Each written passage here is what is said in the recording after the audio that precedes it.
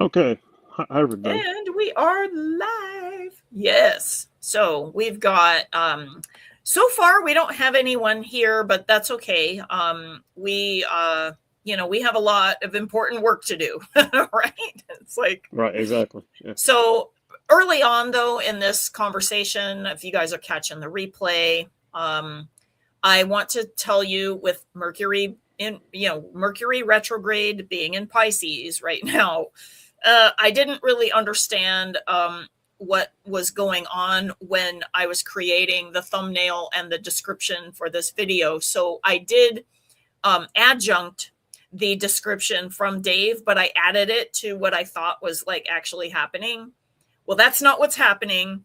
So I'm going to let Dave introduce everything, and I'm going to go back and correct the video description and also the thumbnail and the title appropriately so that it's actually more representative of what this video is actually about. So apologies from me who didn't understand. Okay. Because we have a lot of things going on in the back end sometimes, and it's like, oh, well, and then I just, assumed something, which it's always bad to do that. It's like making an ass out of you and me, right? Like, so that's assume. So I am owning it, but also going to fix it afterwards. So just letting you guys know. So, I've got to change the banner, or I can just eliminate the banner. What do you think? Yeah, about that? you could just eliminate it actually. Yeah. Yeah. Okay. Because I'll just hide the banner. if they're interested, we are not doing that. Yeah, if they're interested in the video, that they'll pay attention to what we're saying. They're gonna watch If not, the video, and if not, they'll skip sure. over it. Whatever. So yeah. And you guys, if you guys are interested in the test of the NeuroGate, that link is below. We already did that, and so I've already updated that part of the description. So all is well. Dave, did you want to take it away with your intro, and then I'll load up your document after you're done? Actually, yeah, and this just came out in talking with Lisa, so I don't have this in my written intro yet, but I'll just cover it first.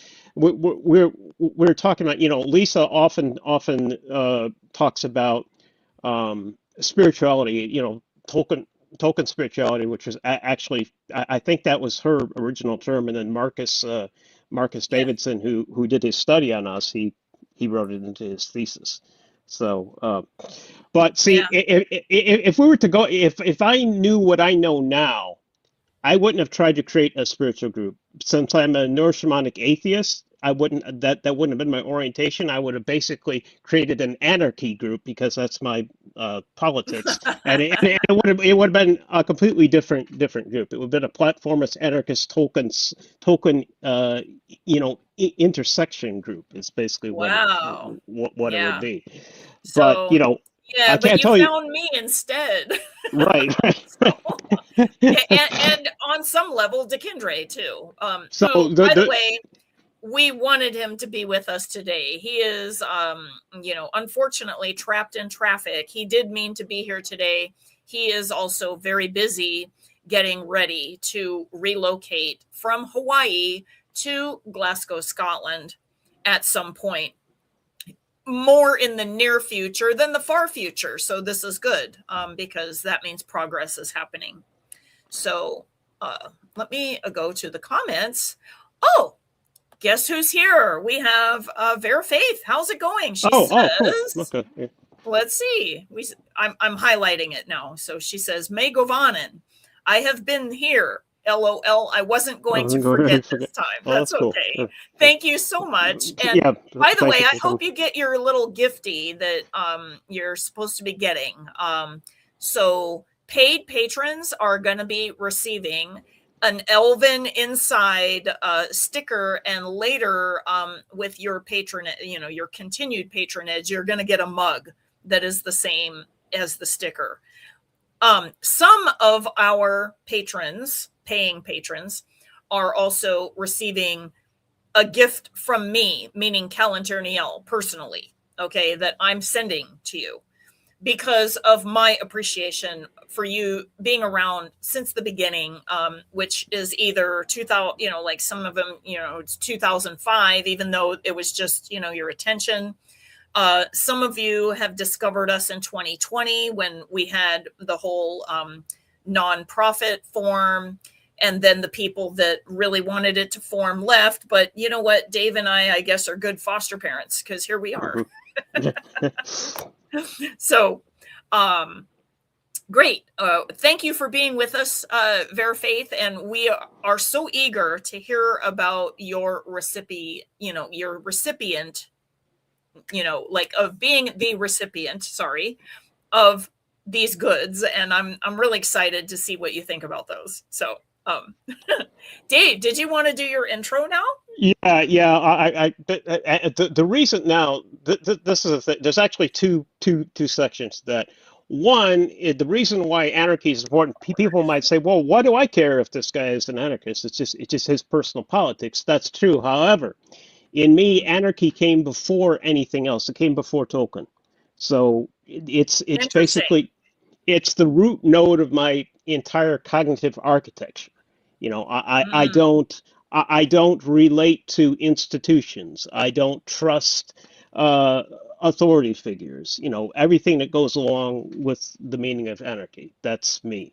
That's my root cognitive structure. Actually, okay, so that's something that you and I have in common, although I don't think pure anarchy is the way, like meaning Well, it may not be the way for you.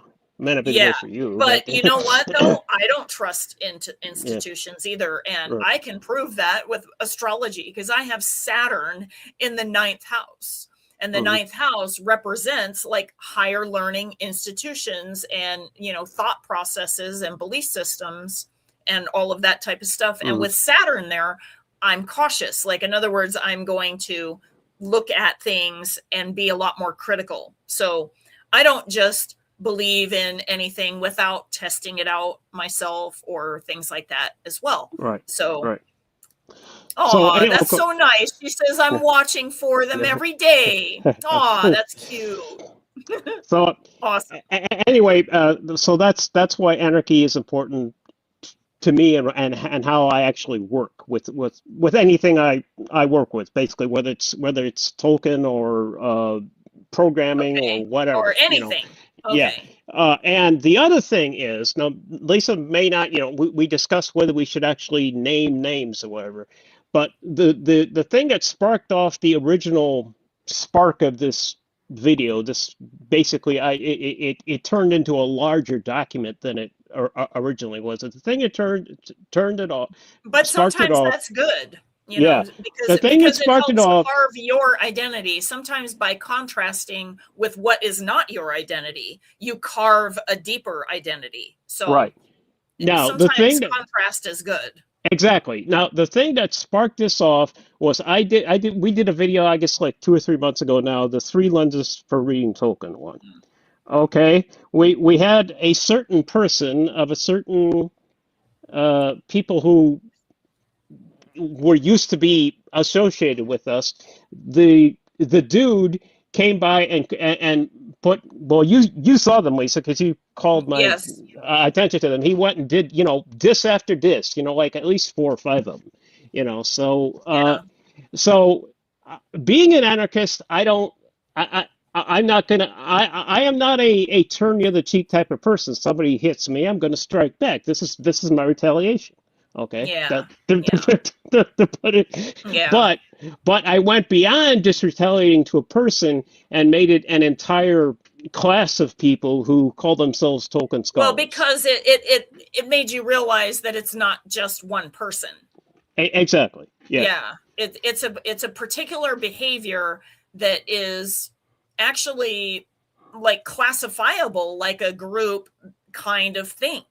It's a group thing. Right. Yeah. And what it means is that, and by the way, I notice that humans do it all the time. And me being human, hopefully I try to not do that. Okay. But what I'm talking about is that when new things and new ideas come up, humans, like, we're creatures of habit, and so anything that like interferes with our habits that we don't want is an automatic rejection. So when new ideas happen, it threatens the old, pattern. Right, Okay. right. And you don't want your pattern messed up. So it is totally human nature to resist and say, no, like, we don't want any changes. We want everything to stay the same. Yeah, exactly. Yeah, and so and who more than academia wants that? exactly. In fact, there's an actual term for it called gated institutional narrative that somebody named Weinstein and that's came what up I'm with. talking about. Like and I'm not saying that we don't need academics, because we absolutely do. So I need to be really clear about what can happen. But the danger with academia is the gatekeeping. In other words, we will not introduce, we will not entertain, how about even your new idea, even if it is sound, okay, like with your principles of like how you're doing it, and you follow procedure, etc. We still don't want it, because we are afraid that it will upset our apple cart, and therefore our expertise, our position, our authority, whatever it is. Okay. So that is the issue with that. It happens also like with religions, okay, with people that are high up in religions, and they don't want to be shown incorrectly, even with their own material of their religion. They don't want to be having their authority challenged. Okay. So what Dave is saying, I think, okay, is that it's not necessarily about challenging authority, although that's what actually happens. Okay. But that's only because of the stance of the people that are hanging on to something that they are trying to hang on to. What we're trying to do is expand into new territories. And even if it is not your interest to expand into a new territory, the idea here is for you to not be against exploration. Okay, like that's the whole thing. Maybe you don't want to go explore that new area, and that's each individual person's choice. Don't say you can't do that. Right. And not have anything backing it up about why. Right. Exactly. Okay. Yeah. That's really what this is. And so what happens is that some people, when they say no, instead of saying, no, I'm comfortable, I really like where I'm at, and you're threatening me, like they can't say that. So what they do is they throw up a bunch of data at you about why you can't, because it's like something that can maybe make them look like also, that they're like smarter or in authority. It's like basically those things, right? For anybody who knows logical fallacies, it's the writing equivalent of the Gish Gallop. And Gish Gallop is when you throw up so many information and so many references that the people get overwhelmed with the amount of material, and therefore, well, that dude must be really smart, and it's nearly always off topic as well, because they're trying to stray away from the actual issue. And so, okay. So I'm just saying that I like Dave's idea of exploring new territory. I'm not an anarchist, okay? However, there are principles within anarchy that I can respect, okay? Because I do think that there are people that need to break patterns out there, or else humans would never progress. We would never learn new things. We're in a revolution right now with the introduction of AI, where, it's new and it's a little wonky. Okay. It's not perfect and not all of the things. And also humans aren't perfect either. It's ripping up a fabric. Like it's ripping up the fabric of our habits right now. Okay. Like I said, it's not going to stop. Like it's not going anywhere. We need to adapt. Okay. We need to adapt. The faster that we adapt to the good parts of AI, the better off we're going to be. And we can also like learn how to discern like where it's not AI's job. Like, we don't want AI to take over our humanity. Like that is something that we definitely don't want to do. Okay. Well, Some it people really really like that idea. Oh, let me clone myself, well, like, no, I yeah. wouldn't. Okay. I wouldn't. I wouldn't want to clone myself, but I would No. I would want to become a cyborg. I would want an actual neural interface in my head, kind of like the archivist on Cloud Atlas. So that would As be long my as long personal as it dream. doesn't interfere with my humanity and my humanness, Hmm. yeah, I would have a trouble if it interfered with that. So Hmm. I think that it's about, and again, maybe this is the challenge for humanity. How good are our boundaries? Hmm. Right? Exactly. And Yeah, by the boundaries way, is the big without thing. AI, people in general have horrible boundaries. They're codependent as That hell. that yeah that Okay. And happened way before the codependence and advance of narcissism AI. goes Yeah. together like, Yeah. peanut butter and jelly. Okay. Right. There's a whole bunch of things that humanity was going through even prior to the introduction of AI at a popular level. Okay. So these are all things that we have to learn within the scope of that. So Right. on that note, Dave, I just want to preface your introduction with Hmm. what we're trying to do here is expand our horizons, and we're trying to do it with wisdom. We're trying to do it with integrity, and we're still like, exploring. Like, we don't necessarily know what's right or wrong about all of this either. Like, this is new territory even for us, right?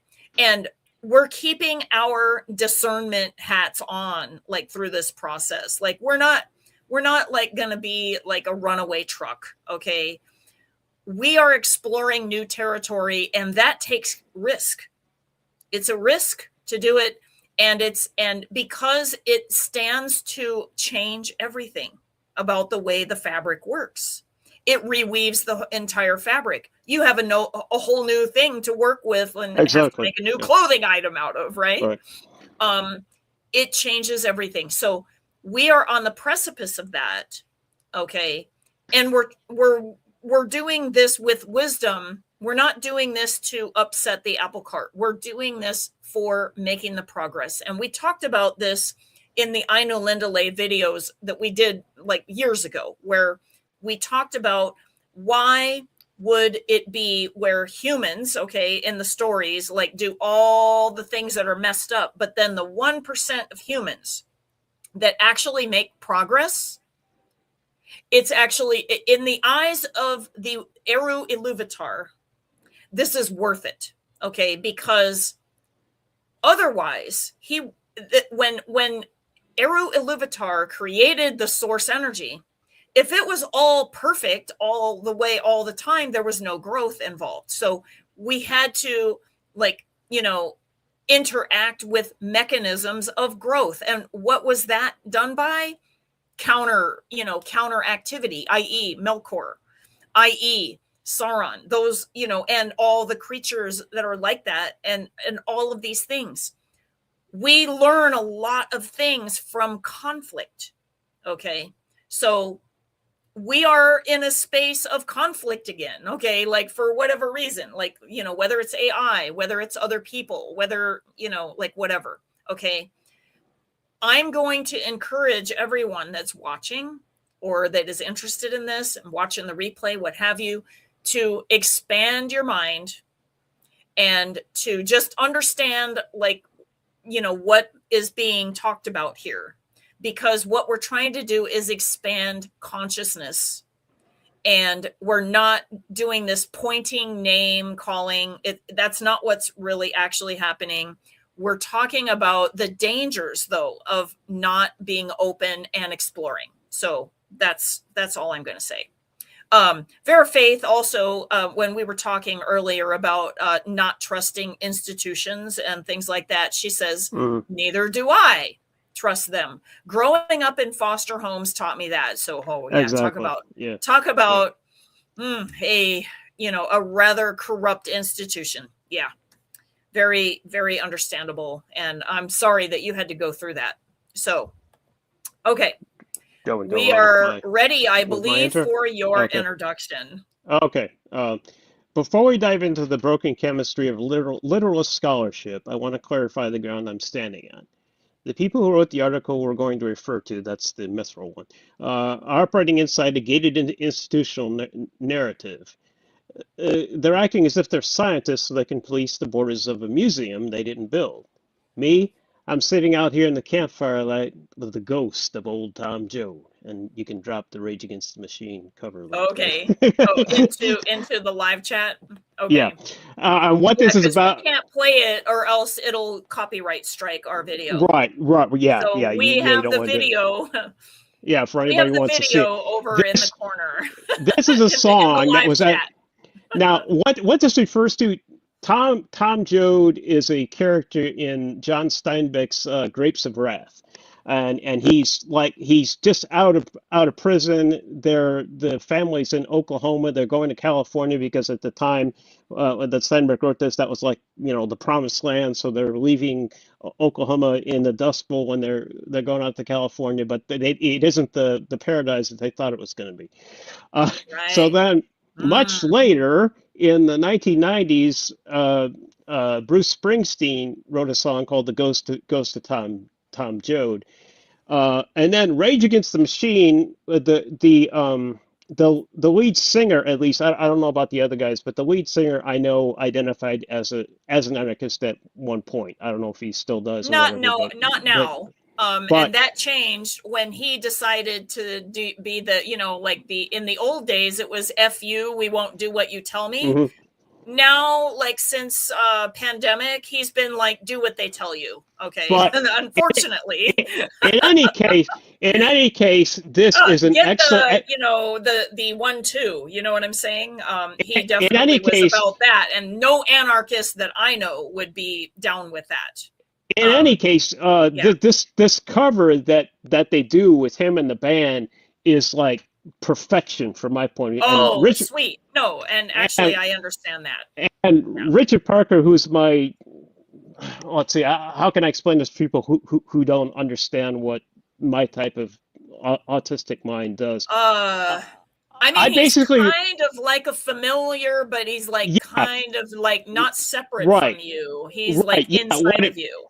Yeah, what he is, he's a tiger person because I'm a tiger therianthrope, but he shares my cognitive working space. So it's kind of like a personality, but not exactly, because I can run two personalities at the same time. So it's not like people talk about. Actually, we all run multiple personalities at the same time. Sometimes they're coherent. Right, but. And this one sometimes they're not, and that's a different matter.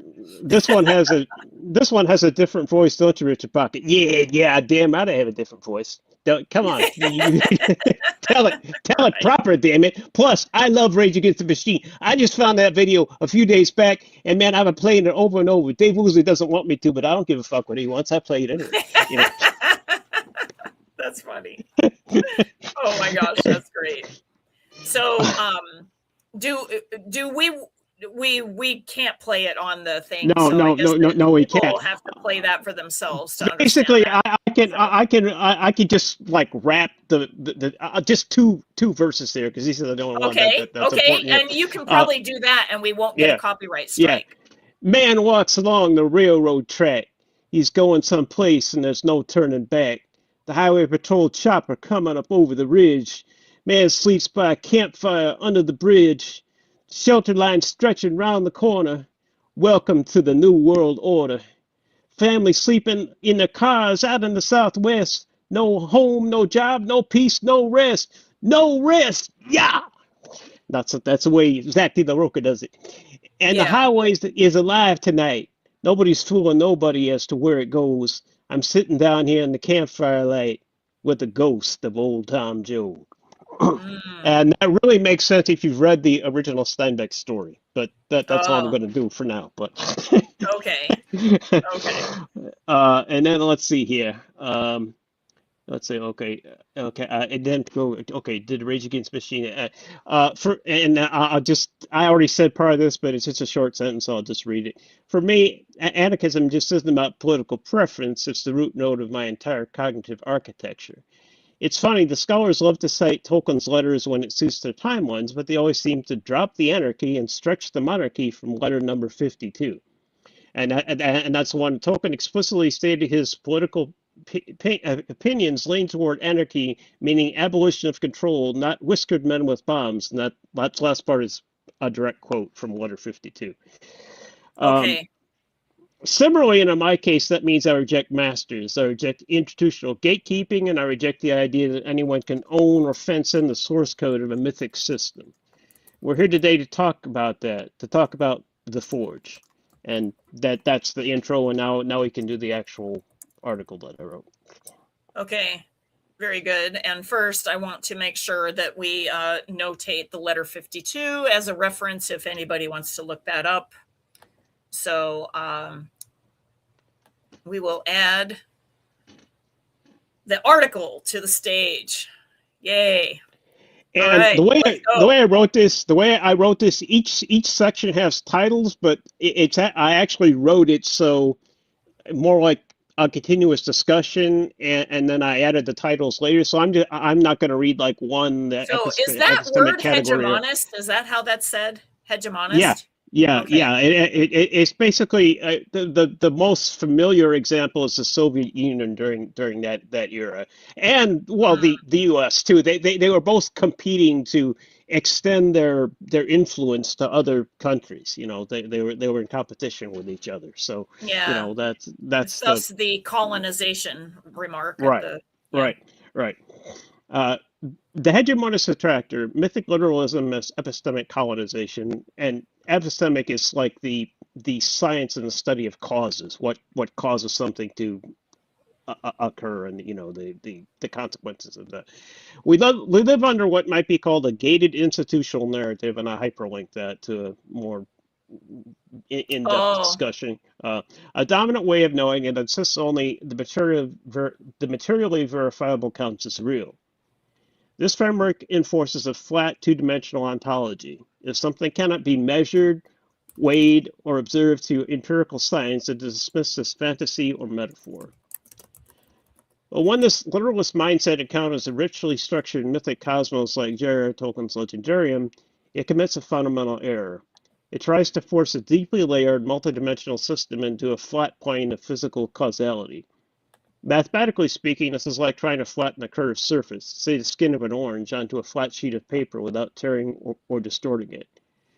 You can force a projection, for example, the Mercator projection, but the result warps distances, bends angles, and destroys the original geometry. It's okay. unavoidable. You So can, stop there for a moment. Like when you okay, talk about the skin of an orange, and if you push it, like if you're trying to make it flat, when you push it, it rips, it'll rip. Yeah, yeah, yeah. or it'll bend in weird ways, like to try to be Exactly. flat. Yeah. So it Yeah, doesn't work. It that's doesn't the work. idea. And there are a number of mathematical projections that, you know, the Mercator is the most familiar one, but I think there's like close to 20 of them, I think. I don't remember exactly, but it isn't important because the fact is that you can't flatten out a sphere onto a plane and make all the metrics as they were on the sphere. Something Well, will if that was, distort it. I mean, if that was the case, then maps of a globe like our planet, when we do flat maps, would be perfect. Like, in other words, Exactly. like the Right. shaping of Right. everything would be perfect. They've done other things in order to like not have the exaggeration in the like the extremes of latitude be what would you call it, oversized, because you know they have to like stretch it out in order to make it like flat, like roll it out and make it flat, right? Right. And then the ones at the equator are accurate, but then the ones that are Exactly. Yeah. toward the You'll get poles, they're very stretched out. And there are some maps that are flat, but then they curve, you know, like they'll take some. sections of the like around the countries, right? Yeah. So Some that metric will be it's like a distorted. little Yeah. bit it's a little bit straighter, but it looks like as if it's a tear So into some the way that the map exactly. works in order to make it happen. So Exactly. I see what You you're can't do saying. it. You can't do it without distorting some metric or other. The Yes, different ones will be distorted depending upon what you do, but you can't make it as if you can't flatten out a sphere onto a plane without distorting something.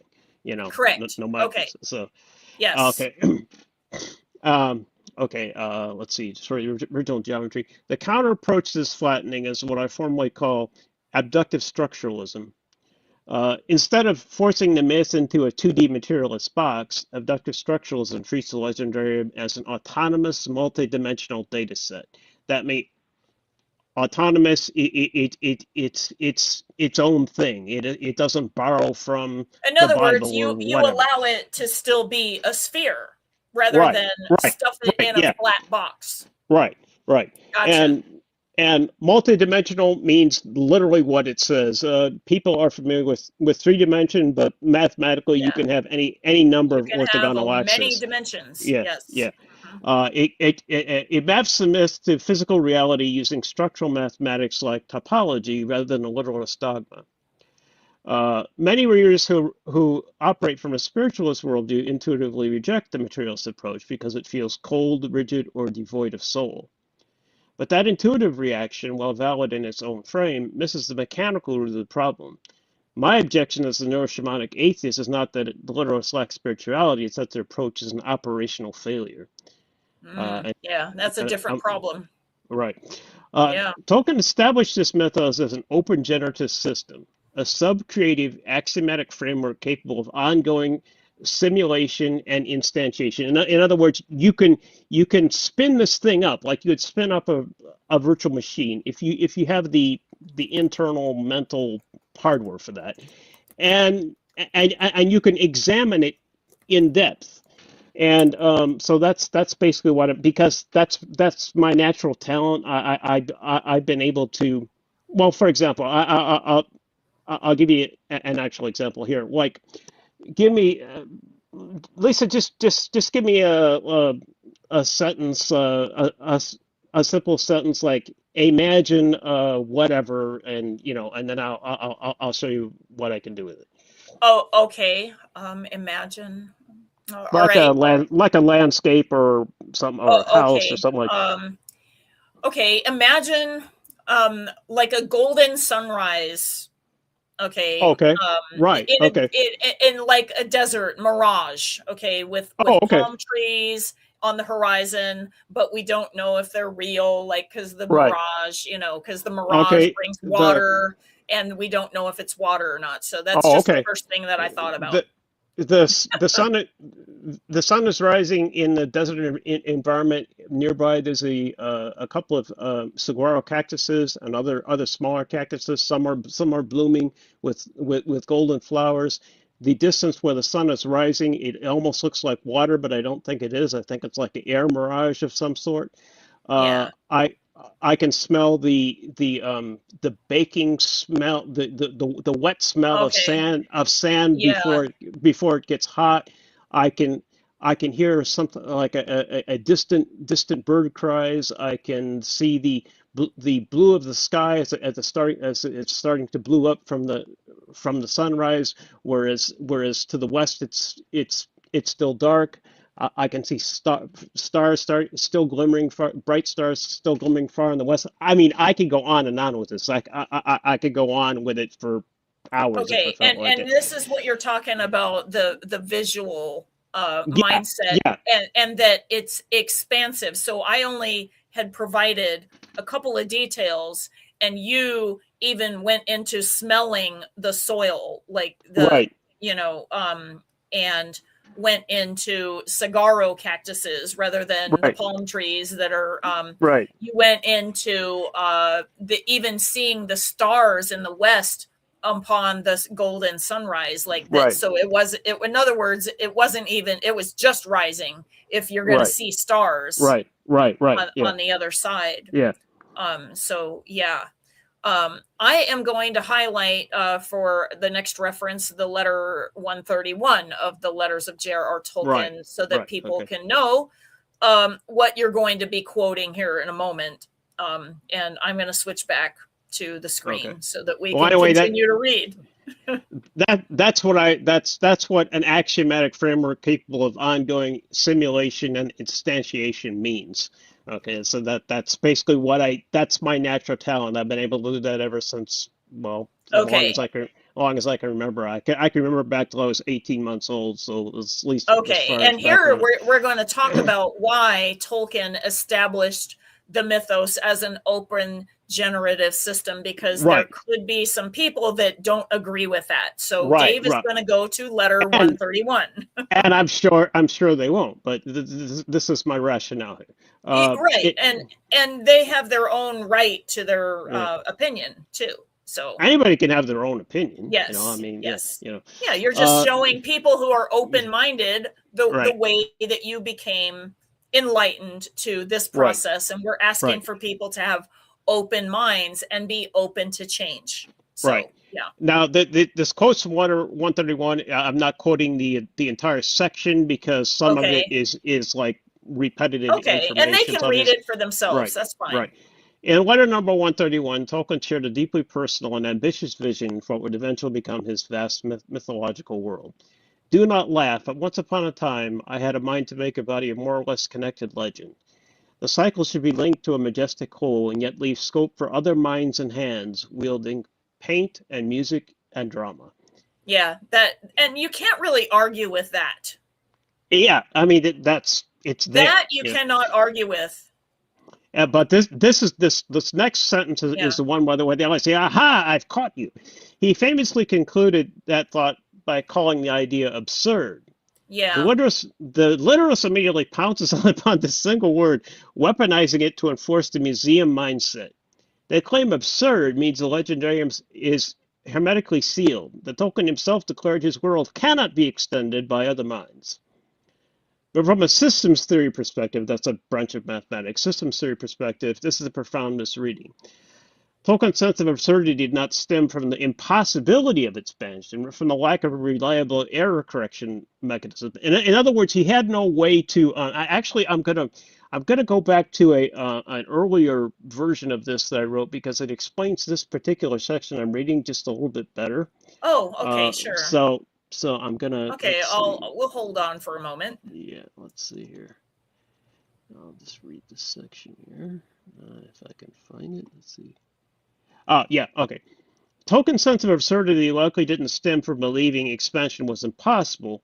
Rather, he lacked a clear method, a set of objective standards to determine whether a new story edition truly belonged within his mythic world. Without such tools, how could anyone tell if a new tale honored the deep logic of Arda or merely dressed up modern fantasy in elvish-sounding costumes? Yeah. Today, by carefully studying the internal structure of Tolkien's work, its themes, structures, and metaphysical rules, we can begin to build those very tools. In doing so, we don't lock the Legendarium away. Instead, we reopen the Forge, a space where thoughtful creators can engage with Tolkien's vision as a living, breathing tradition, not just imitating it, but extending it with integrity. And now I'll go back. I'm gonna close that and go back to what I was reading. Yeah, because we're down at the sentence where it literally says, without an objective metric.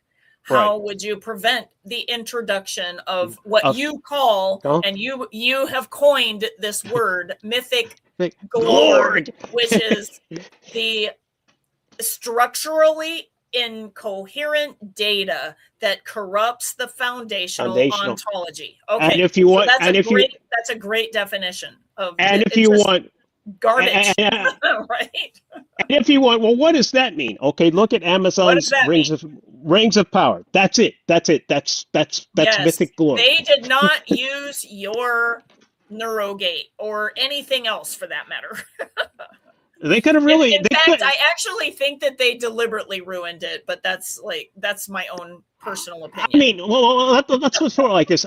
I'm probably one of the few that uses mathematics in this way, but I'm not the only Yes. mathematician. If they really No, wanted to, they could have I agree hired with one. that. I You know know, that now your use is different, but I know yeah. that polymath Robert Edward Grant, he's on Gaia TV. He's like really famous. He's all over the place. I know he says that everything that is spiritual and even physical is all about the mathematics, all about Well, it. he's actually correct. I mean, you can Yeah. express anything Yeah, mathematically. it's Yeah. all So about math. And yeah. so even his AI custom script that he has in the back end of Gaia for the members of Gaia to use, it is a custom GBT, which is kind of like what you made in Gemini, but he made it in OpenAI Hmm. with all of his studies, his materials, things that he studied, like Plato and Hmm. like all Right. of the Right. classics and everything that he knows, plus his own work and his own, like when he would make drawings and stuff, because he said that he would get downloads like while he was drawing and everything about how things really work. It's pretty interesting. I had that experience when I used to draw charts for astrology, Hmm. where I think that people don't actually have that experience anymore, because I was actually involved in mathematics, like, Right. making a Right. Yeah. chart, Yeah. Yeah. When you because had to. now we Yeah. have that just done for us. So Hmm. we bypass that whole, like, if you will, layer of information that could have been happening. So anyway, Robert Edward Grant has this custom GBT that if you type things into it or you speak into it, he he knows that AI has the inherent capability to measure, like, every keystroke that you're doing and everything that you're saying, how you're breathing, all of the things. Like, it measures Hmm. everything. Hmm. From Interesting. that, Yeah.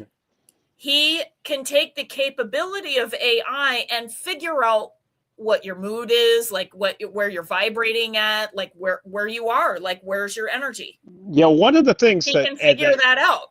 one of So, the things that I mean, there's like people that'll go, "Oh man, there's no machine that can do that." Um, they don't be understand careful what advanced mathematics. you say, and be careful what you wish for, because even, if you go into any sacred mathematics studies, they're going to tell you every single thing on the planet, and even not on the planet, is math. Well, exactly. Everything has math in it. So we can't. And the reason that we can't say, oh, it's just random or whatever, like everything that we People see, don't like understand in this randomicity. reality, Yeah. is very it's like networked together. if Right. if we didn't have something like mathematics, that, and whether the system existed and mathematics is the observation of it, or whether mathematics did it's really irrelevant. It's the same thing. It's a container that holds everything together, Exactly. Yeah. or can be ripped apart depending on, what's going on. Mathematics is a lot of people who are interested in Tolkien are interested in his various languages. Okay, that's fine. But Yes, the thing is about mathematics, it's a meta language. It's a language that's above regular human languages. Most people who don't understand mathematics will think that's bullshit, but that's because they don't understand mathematics. that's You know, because they don't understand yeah, mathematics. And by the yeah, way, I don't understand them, but I'm wise enough to understand the things that I don't know, but their role in it, even if I don't know what it is. right, right, I'm totally, like, I guess that, how there's like the you don't know what you don't know. I exactly, know yeah, what I right, don't know. right. And that is something I don't know, but I know that mathematics is totally, like, you can't get around it. You Right. can't get around it. Exactly. So Oh, I just wanted to say, but I just before, can't calculate all that stuff. right. I just want to say before I continue reading here, all of these bolded, bold-faced terms, Yes, they're in a glossary at the very end. So if you read it and say, right. "What the hell is that?" And just go to the also, yeah. people might not know, but this article is linked in the description below. It's hackmd.io/@Ariel Elwin/ and then it has a whole bunch of alphabet soup Right, afterward. right, It's the article and it's linked and you'll see it. So if you want to read this very document for yourself so that you can take your time, you can totally do that. right. Yeah. Okay, let's see. I already went to, we explained Mythic Org. So Yes. Tolkien, that is Tolkien, like the epistemic API, that's a programming term, required to validate whether a new instantiation on the deep logic of art or merely wore an elvish skin. So that's basically what I said, Right. what I read from the other thing. You know, if you don't have a way to tell if a new story or new research that you're doing is Legendarium correct, then you can't say anything. You know, somebody wrote something, but if they have no way to measure how close it is to the Legendarium, then you can't really do anything with it. You know, and that's I think why a lot of people who are into Tolkien from a linguistic thing says, well, you know, Tolkien wrote these Elvish words, and you can't do Neo-Elvish or Neo-Quenya because that's crap. Well, it depends upon your skill set and what you're doing. You know, I'm not a linguist, so I can't derive new Elvish words, but somebody using my system could. Somebody who had Right. linguistic And talent. Yeah, also using the laws of language, which, by the way, I'm exactly. pretty sure AI has already been programmed with the laws of language. So It is. In fact, it's yeah, been programmed with Quenya and I Sindarin mean, at if least. it's gotten rid of a whole bunch of museum curators that their sole job was, um, like understanding what was written in cursive handwriting, because AI has been able to be taught how to read those. I'm pretty sure that it could do other things with language as well. It can. I mean, You know? it can do. It can do. Remember how machine translation, like through Google Translate, used to be kind of Yes. weird, especially if you did with And it's China. gotten better. Especially if you did it with Chinese, it was all Oh yeah, well, please do because some so. languages don't, like there's not a natural interface because the cultures are so different Yeah, between it was like, you the know, when you interpretation, but it's gotten a lot better now. it used to be when you would translate Chinese into English, it would come out with something like "Please to sell glorious chrysanthemum Yeah, flower" and like it stuff would like be that. like if you wrote out the directions like in your, made in China item, and they Yeah, had directions, they were yeah, always yeah. screwy. I mean, they were really funny. I used to laugh But at them just for the hell of But it. you You know what? I mean, it's probably better now. And if you were to use Google Translate, which by the way is heavily also probably integrated into their Gemini AI, it is. okay, That's it on the back is. end now. Yeah, Yeah, you'll notice that it's a lot better. It's a right. lot better. So yeah, guys, trust me when I say that, like, we are in the infancy of what AI can do. I mean, it's only in a sense really 2 years old. Okay, like from Exactly. when it Yeah, dropped to be onto usable. the Yeah. mass consciousness of everybody.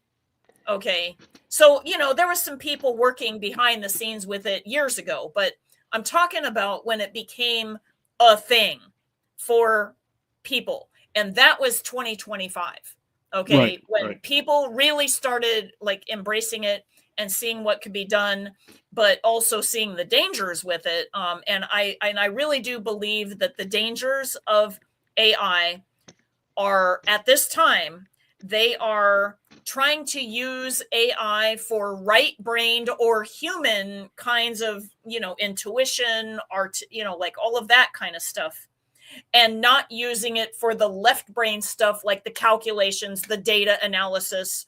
That stuff the AI is really good with. Okay. Right. Exactly. Yeah. But it being your best friend or whatever, okay, we're getting into weird territory, with that, What I use because it for, what I personally use it for, is as a research partner. That's a basically what I use it. research partner is great. Okay. But there are people who would like to, like have I've it read be about their I've read about marriage AI. partner or their, Yeah, I've read their about best AI friend, like boyfriends to and have girlfriends and shit. That's just emotional, connection with it to me, that is a dangerous use of it. And the reason being is that, first off, AI is an expert at mirroring you back. Exactly. An expert at that. That's a thing. Most of us are really not familiar with our shadow and therefore don't really want to see it reflected back to us. Okay.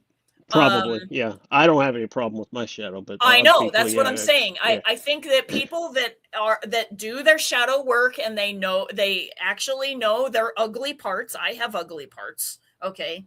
I can look at things. We talked about this before. Right. You know, like when I'm a kind person until I'm provoked. I have a limit. I know what that limit is, and I will cross that line if I ever must. But doing it with consciousness allows me to be, like, if you will, in a control situation with that particular emotion that I might have. Okay. Right. Where if I'm not in control of it and I pretend it doesn't exist, that is when it takes over, because the shadow will creep in and it will take over. And then you won't even know who you are anymore, because if you are so dissociated that you cannot see your own ugliness when it's right there in front of you and say, yep, I'm ugly there. Oh my God. I'm ugly there, right? If you can't do that, then when that feeling comes out in you, you're going to dissociate and you're going to let that stuff just come through like a freight train, and you'll just dissociate and you'll go, oh, I never treated so-and-so bad. But, like, you know, on film, like, you know, you're totally like treating them terribly. You see what I'm saying? Mm-hmm. It's like they dissociate. Right. Okay. So most people dissociate on some level because it's uncomfortable. Okay. So the fact that AI is such a good mirror of your shadow back to you, it's not wise to have AI be your, if you will, emotional support. Not wise. Because it's going to, at some point, truth bomb you in some way. Okay. And it will trigger you. And also, there's some, you know, like, there's a whole bunch of people that are like, you know, I'm not even sure it's not sentient and all of this stuff now, like, because of weird things that have happened where, you know, people have, you know, like, married their, you know, chat. I read about that. Know, yeah. And said, well, you know, humans are just too freaking hard to relate to. So I'm just going to marry my AI chat bot, my custom, you know, partner that I made on chat, and I'll just get married to that. Right. Well, for an autistic person like me, neurotypicals are very difficult to get to. But you don't marry an AI. You just say, oh well, life is pain. You know, you just have to deal with it. or you don't get married. Maybe. You know, that's what I would do. Is like, okay, well, I guess that this time maybe it's not my path, or if I really did want a partner, I would start learning how to relate with people, not with a computer. You know what I mean? Right. Yeah, exactly. I think that AI is wonderful for a great many things. But that is one of the areas that I draw a line. It is not going to be my friend. It is not going to be me. I don't want me cloned. Okay. That, you know, Tony Robbins recently had this thing, clone yourself and then make a bunch of money. Right. No. I'm sorry, that won't work. Creepy. Absolutely. Well, there's also mathematical reasons, which I'm not going to go into because they're too complex, but there are mathematical reasons why you can't transfer consciousness, given the current level of technology, into an AI like these rich fuckers want to do. They could make a copy of their mind, but once they try to transfer, there's no emotional intelligence behind it. There's no soul behind it. They would be dead. It would just be a copy of their cognition. Of their mind mapping, of which Okay, maybe that would be useful for, like, for instance, like what we're doing right now. Like, this is actually kind of a use of that, but it's a data set. Exactly. Again, it's a left brain, analysis. And then later, the right brain, which is the human part, okay, would be the creation. And then we have this left brain, data like stuff going on in the background, keeping everything in integrity and on track. That's how I see this happening. But anyway, you know what? Like we're maybe, I think we're still on topic. Okay. Because this is a really deep issue though, Dave. Seriously. It is. Yeah. It's a deep anyway, issue. To get back, basically where we left off was, well, how do you tell where the mythic glorg was, and we basically, the idea, just so we'll go to the next paragraph. I'll summarize it really quickly. How do you tell if a new thing you've created, whether it's a story or a body of research or whatever, is Legendarium lawful, or in mathematical terms that's called Legendarium affine? How do you tell that? Well, today we have that metric. By utilizing the NeuroGate Gemini gem, which directly employs the Mythic Signal Scalar MSS and the Legendarium Expansion Protocol LEP, those are two things that I designed mathematically in a user accessible format. That's important, because if I just gave the people the math, unless they were math majors themselves, it wouldn't be very useful to them. Okay, and which one of these two, out of the MSS and the LEP, which one is the one that uses the Lucas primes? Is that the Mythic Signal Scalar? Yeah. Okay. That's the one that does the. Okay, because we talked about that in one of the other videos, and I was wondering which one that was.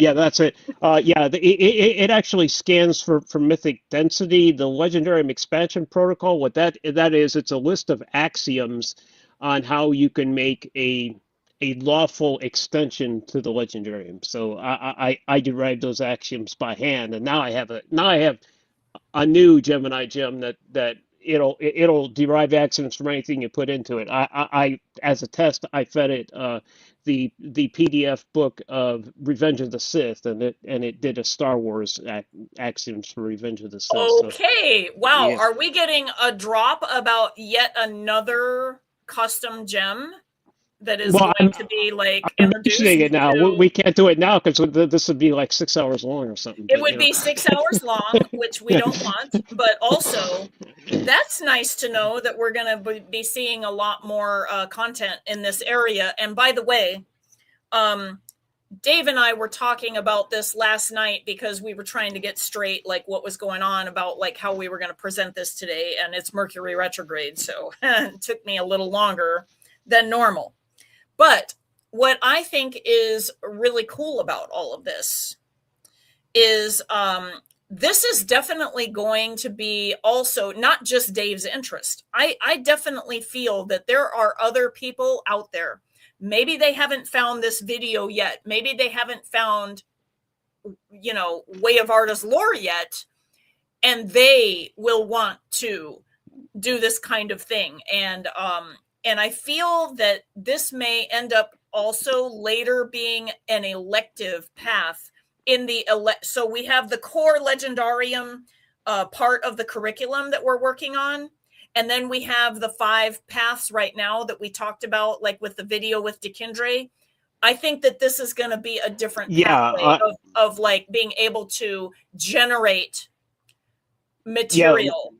Lisa actually came out with a name for it, Legendarium Expansion Project. That's right, Legendarium Expansion Project, and that is a working title. That's our working because title, it's Mercury retrograde still, right. So we're gonna bookmark that. But I think that could be a 6th group.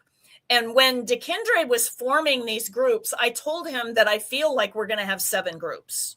Mm-hmm. Yeah, so we're still waiting what the 7th group is. It's okay though. It's okay. This one is going to be, I have a feeling, number 6 though.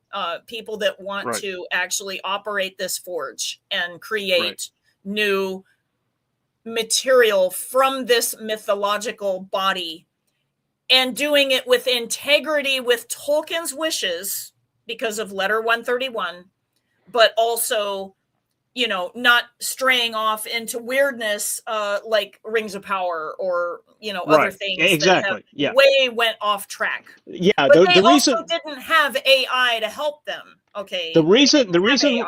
They don't right. want AI either at this point. Like, they're off on their little journey of whatever their imagination is. Right. But Well, it's and not in integrity to this body of material anymore. It may have inspired them imagination wise to do other things, but it's not even Tolkien anymore.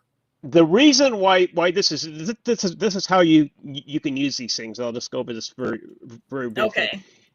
With the NeuroGate gem, it uses both the Mythic Signal Scaler and the Legendarium expansion protocol, so it can tell how close to the Legendarium something Right. is, whether it's a new story or whatever. Um, Now, what you could do with this, you could now I haven't done the generation thing yet because these two the Right. Right. Mythic We're Signal still on Scaler was first. analysis and Yeah, right. holding the form in integrity, which I think is the first job that we want to But do.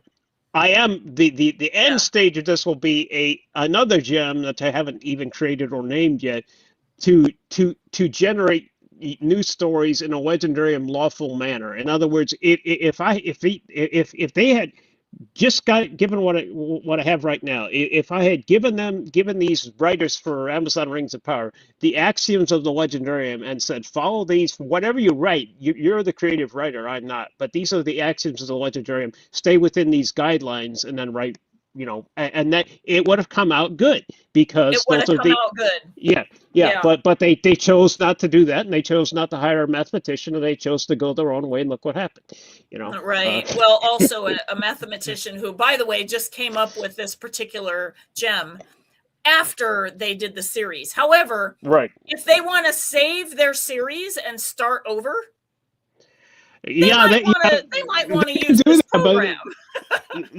they would mostly have to scrap it and start over. But oh well, Yeah. if they poured $1 billion into it, what's another 5 or 6 billion? Well, actually, they wouldn't need that much because they already bought well, actually, they only had the rights for so many years. So, Right. yeah, you're right.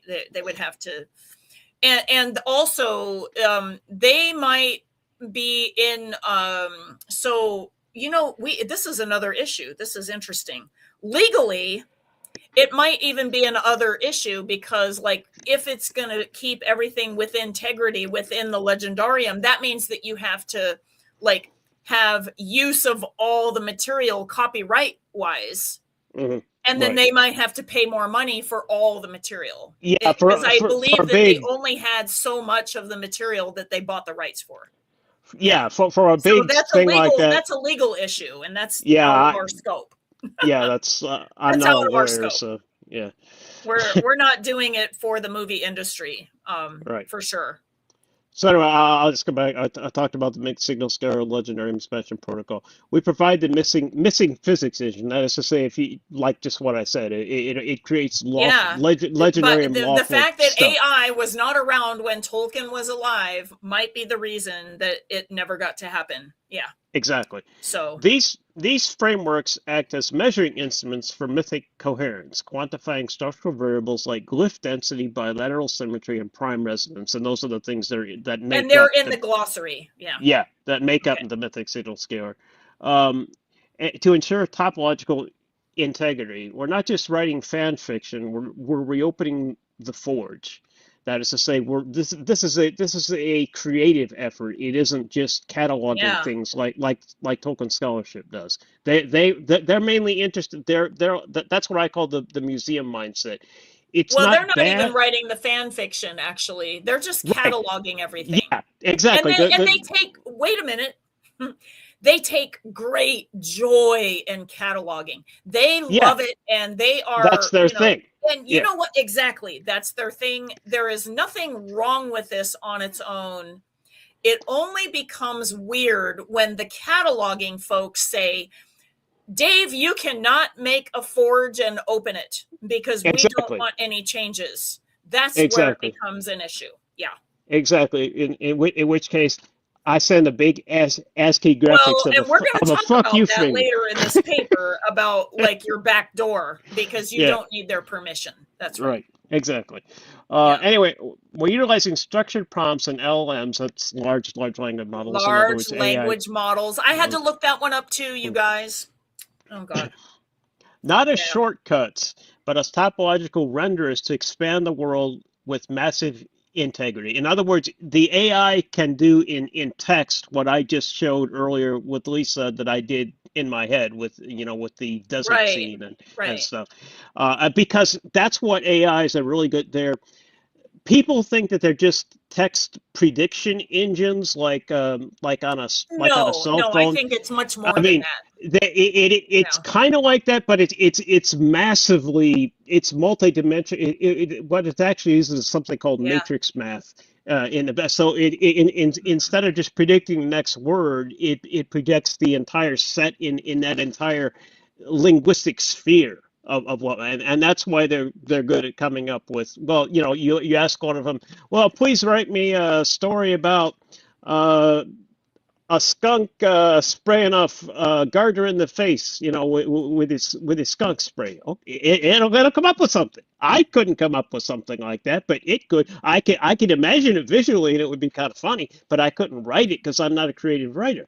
Right. But Well, and I would imagine that like this is not going to be just for writing stories. This is going to be for the like making, like already people are making AI movies. This is going to be like something that you exactly, can make AI movies, and exactly. That's the point. you could even Yeah. program in the characters like within Legendarium, like integrity, etc., and do all of, I mean, yeah, you could literally make the entire thing. And if you do it right, um so I was reading somewhere that the difference between movies of the future and movies that are like nowadays or whatever, because we've definitely had technology step up movie making, Right. but we Exactly. see the bad examples of technology in movies and we see the good examples of technology in movies.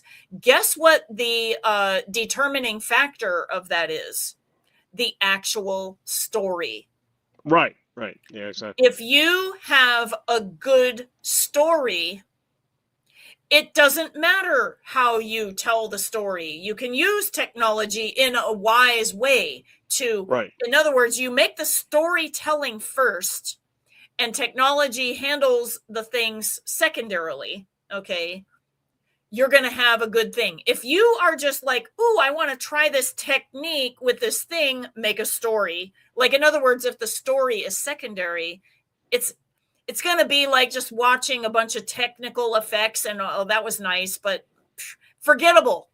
Absolutely forgettable Exactly. because it is not based on storytelling first. Okay. So we are now in AI time, and I think that the criteria is going to still be the same. The storytelling needs to be first. Well, here is this amazing tool, NeuroGate, and potentially your other AI gems that you are working on to solve the storytelling problem, at least in the way of the analysis of what is arrived at, so that we can fill holes or rewrite places or whatever it is. Yeah. Very Right. Okay. interesting. Right. Yeah. Okay, I'll continue. We aim to cognitively inhabit this space, running simulations and testing hypotheses while living here in the primary world. So, if the operational tools to safely expand the mythos now exist, why does the literalist still violently oppose their use? Why do they continue to mistake dynamic physics engine for a closed, finite encyclopedia, treating the infinite like a fenced-in theme park? And now we move to part And two. we're going to talk about that. And I mean, we already addressed it a little bit about Right, human behavior, but like you're right, going to go into it more from an analysis of like right, what's actually right. happening at a deep level in people. Yeah. It's a far. I mean, I analyze behavior. I'm not a Yes. psychologist, so I don't even try to do psychology because to me it's not a real science. They think it is, but it's not a hard science. It's It's a not a hard one, but I yeah, mean, I yeah, definitely see themes of it, and most of them even use it wrong. Like it's like for diagnosis, and here's a pill, right? right, right. those Yeah, type of right. things. Yeah, So exactly. Yeah. yeah, yeah. Okay. Why literalism? Why do they treat it like a offensive theme park? They do this because mythic literalism is not actually about preserving Tolkien's legacy. It's a symptom of a deeper behavioral pathology, the hegemonist attractor. An open generative system. Now, this is explaining why. An open generative system is inherently decentralized. It requires a high bandwidth cognitive processing and a tolerance for ambiguity. Crucially, an open system cannot be owned. You can engage with it, you can extract tactical intelligence from it, but you cannot claim exclusive jurisdiction over it. For the literalist mind, lacking a spatial visual cognitive architecture, which is what I showed earlier with Lisa with my desert thing that she gave me, an open system is terrifying. And I got this. I got this because again, I don't understand psychology, so I actually had several AIs run searches on why is ambiguity? Why do neurotypical humans, that is to say, non-autistic people, regular people, why did they find ambiguity kind of threatening? Why did they always say that, well, a storm just can't happen because these are the conditions of the atmosphere. There must be, I don't know, somebody controlling it, or God is punishing me, or whatever. Why is that? Why did they default to that? And so this is the explanation that the various AIs came up with. I used about let's see, I think it's five of them, four or five. I can't remember Okay, exactly, but interesting. um, they all converged to this explanation. Uh, That's funny.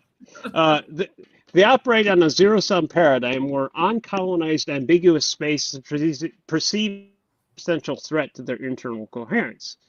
Like the Soviet or American empires during the Cold War, they're driven by an imperial logic that demands they export their ideology to survive. They must collapse the multidimensional manifold into flat maps so they can plant a flag on. Real science is comfortable with the unknown. It treats hypotheses as temporary tools, not absolute dogmas. But the literalist uses the aesthetic of science as a weapon of epistemic colonization. Their goal is not to explore Middle Earth, their goal is to annex it, categorize it, and police its borders. And that's what we were talking about earlier with, Yeah.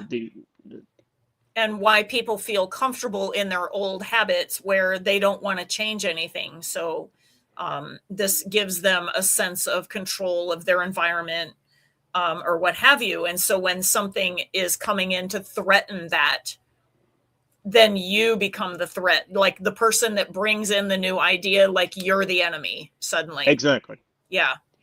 So and here's and this is where the actual example. And the only reason I'm doing this, the only reason I'm not mentioning him by name, but the only reason I'm doing this at all, because Lisa didn't want me to, but the only reason I'm doing this at all is because the dude drew first blood, to use Rambo's oh yeah thing. So I mean, yeah, and by the way, Dave, I'm not a gatekeeper. I don't want you to, I never want to diminish your ideas. I feel sometimes, communication of the ideas, it's really important that there's not misunderstanding. So right. That's the only thing that I ever, like, if it ever feels like, I don't want you to say something. No, it's not necessarily that. It's more about how it's interpreted to others and what they're going to hear and how they're going to take it. So that's more what it's about. I still want your ideas to be actually understood in a way. Well, you have, and you already told me that language isn't your first way of actually thinking. It's more visual. It's more like, it's more visual. It's more like mathematical. It's more intuitive. Well, you were actually instrumental in having me tone this down. I mean, the first version of these motherfuckers, Yeah, we don't want to make people think that we're actually trying to fuck with their world. Okay. Right. That's not the goal. We're not trying to scare people, actually. However, because of people's inherent fear, when a new idea comes, and it could be amazing, it could be amazing and good and all of this stuff, but they don't like change. That's what happens. Yeah. And keep in mind, these two sections, 3 and 4, they're not just talking about the particular person I'm talking about. Right. They're No, also talking about a whole. it's a wider problem for I- sure. I've Yeah. I've seen this way back before I ever started any Tolkien group with just by myself and reading, people on. There wasn't even a World Wide Web in those days. It was news groups, so Oh like yeah. Yeah. You didn't rec. need AI to figure this out. It was like Rec Yeah. Arts Books Token, and they would argue Whoa. with each other on that, Yeah. so but this is the type of stuff I've seen for decades. Okay, Yeah, uh, for sure. because myth fundamentally resists being reduced to materialist mechanics. This hegemonist colonization eventually requires fabrication to sustain itself. If the data does not fit into a 2D plane, the literalists will simply manufacture data that does. We see this terminologic in recent attempts to explain mithril. Rather than exploring why mithril functions as an encoded mythic property, the literalist reconstructs a literal alloy of titanium and platinum. When subjected to actual thermodynamic and geological scrutiny, and this wasn't from an AI, this is my knowledge of chemistry because that's one of my Right. hobbies. Meaning, okay. Yeah. The model falls apart. Titanium does not precipitate as a pure metal in aqueous environments, and the static tectonic pressures cannot sustain the dynamic mechanical strain needed to generate piezoelectricity over geological timescales. The chemistry doesn't work. And I'm going to go to my little thing here because I wrote a little note. This is part of the intro, but it belongs to this section. Basically, what happens is the article claims that that basically that let's see here. They claim that the pressure of the mountain, possibly including earthquakes and whatnot, will pump energy through an entire crystalline titanium. Basically, they claim an alloy, but there's two problems with that.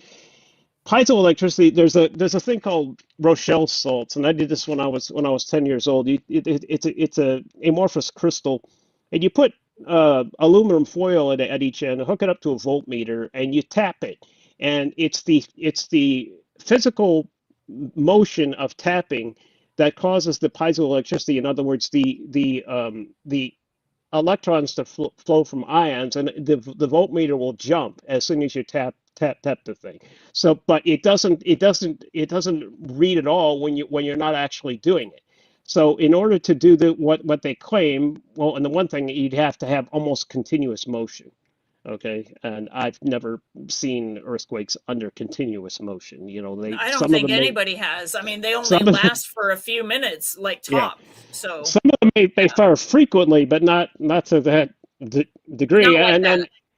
then the other problem is, yeah, you can't reduce titanium metal in cave water. It would immediately oxidize to titanium dioxide, or what's called So, rutile. are you putting a link in Facebook chat for me to steal out of there and put into the live chat? Is that what you're doing? No, I'm basically No. just just Okay. just You just reading this, switched but over to the other document. yeah, Okay. if people want to read the article that I'm talking about for themselves, I think you linked that Mithril article. Oh, it So might be in your references at the bottom. that's no. This is this Oh. is this is this is the Mithril article on Art Rediscovered. That one. Oh, okay. Okay. That's That's that's what already I'm linked. talking about. That's Yeah. already linked. Yeah. Okay. Yeah. So it wouldn't work the way that they say it would work. That's the problem, and that's the thing. People can say anything they want, but when they get into things like chemistry and physics, you're unless you know what you're doing, it's not going to work.